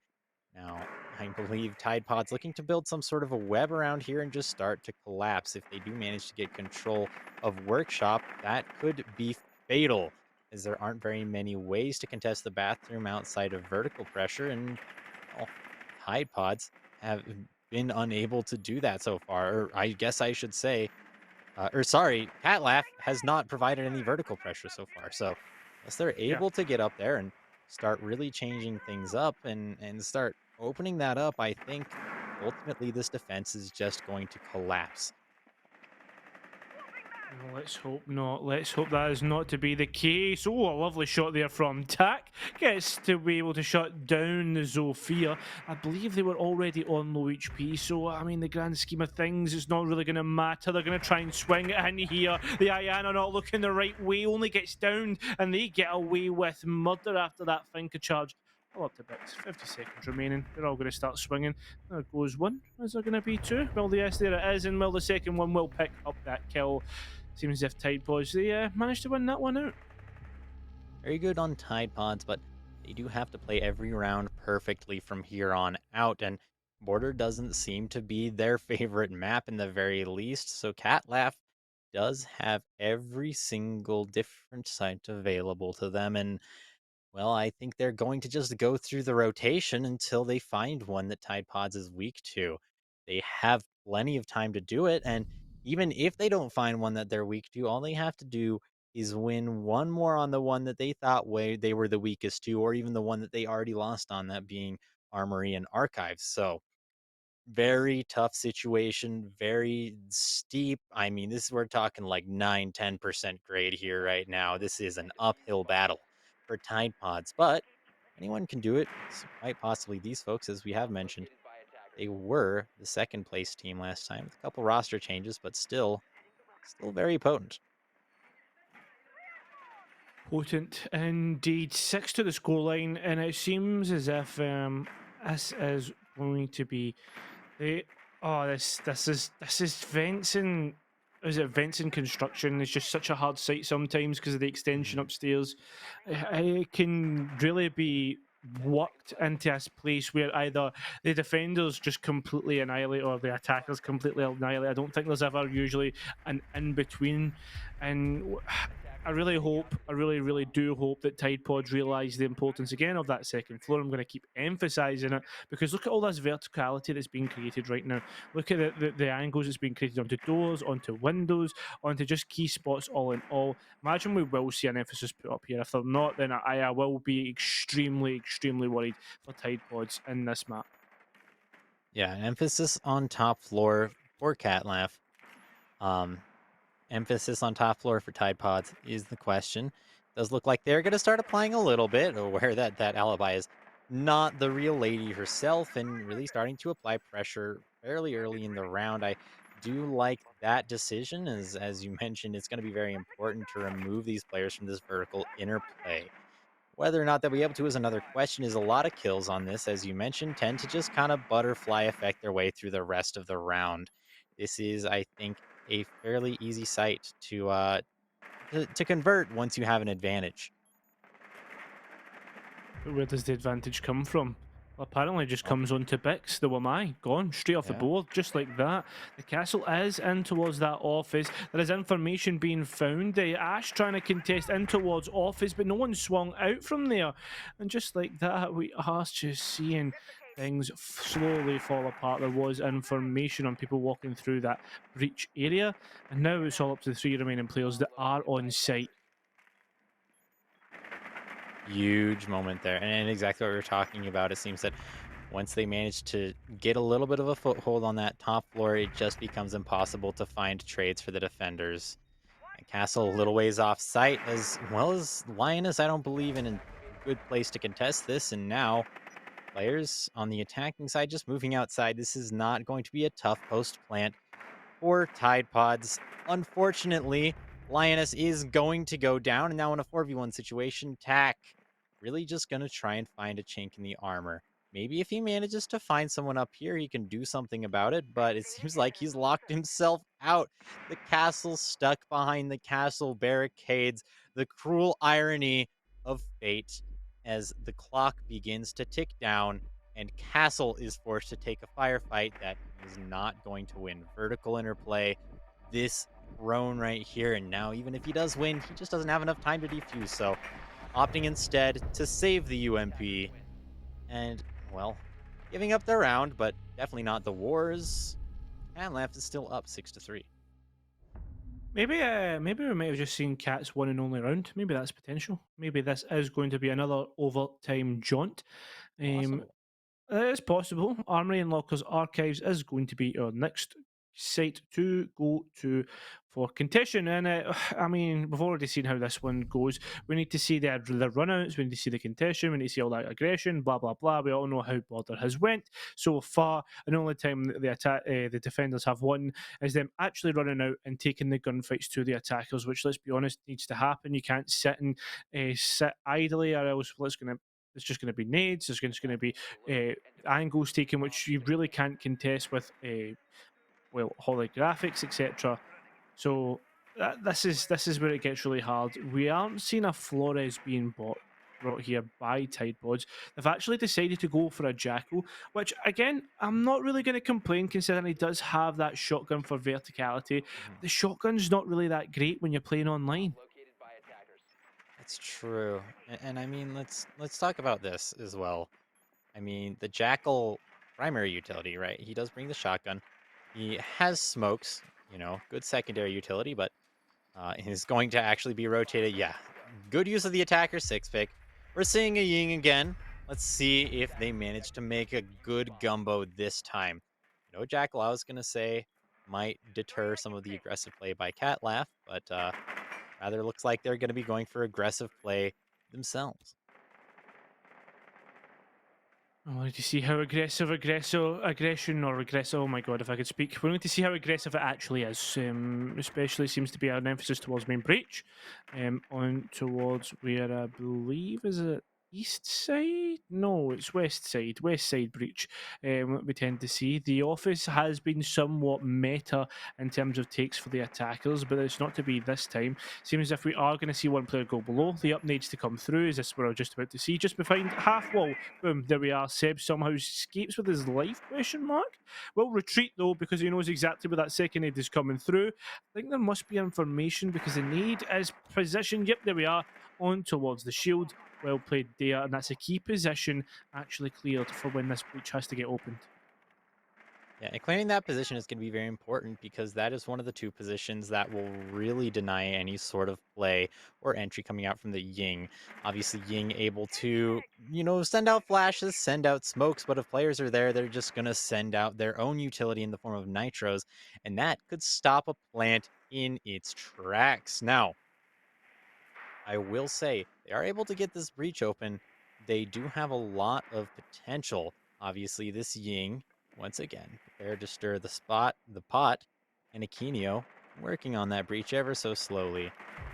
Just more than curious to see. Yep, there's the aggressive play. A few more aggressive plays like that, and this whole series could immediately go in the favor of Catlaugh. Just more problems for Tide Pods.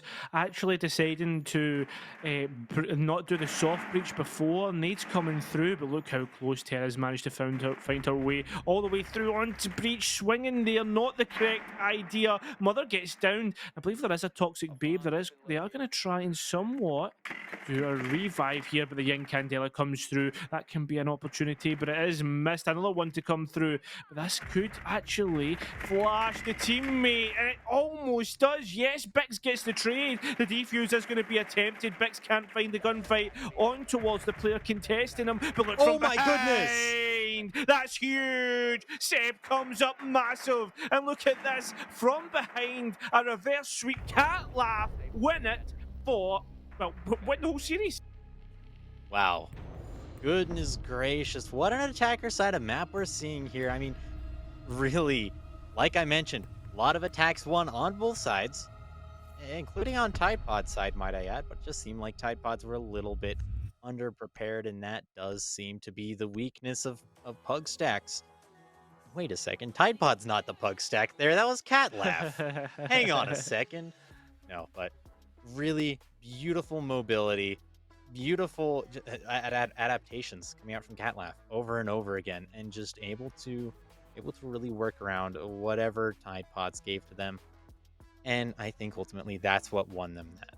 I think I'm sorry to cut you off. Just like one other point, curious to hear your opinion on is, do you think anyone's tired? I mean, it's been 3 maps. I'll tell you something. I'm tired. It is now 1 a.m. here, and I am feeling it. But hey, I just want to say congratulations to Catlaugh beating out Tide Pods. Remember, they came second last year. They do have a little bit of quality about them, even though they did make a few mistakes. I mean, this is getting back into the competitive season, etc., etc. So let's hope that they can actually somewhat oil those kind of squeaky parts and grease things up for both teams. But if you saw it in chat, yes, that is Catlaugh on top of Group B, as we still await the result of the other match to come through. Yeah, that other match that is actually going to be coming up next. Don't go anywhere. As Tide Pods attempt to clean themselves up, we will be watching Newt Neuters versus Aerial Arise. So that'll be a lot of fun. But in the meantime, we're going to be going to a break. So we will see you all then.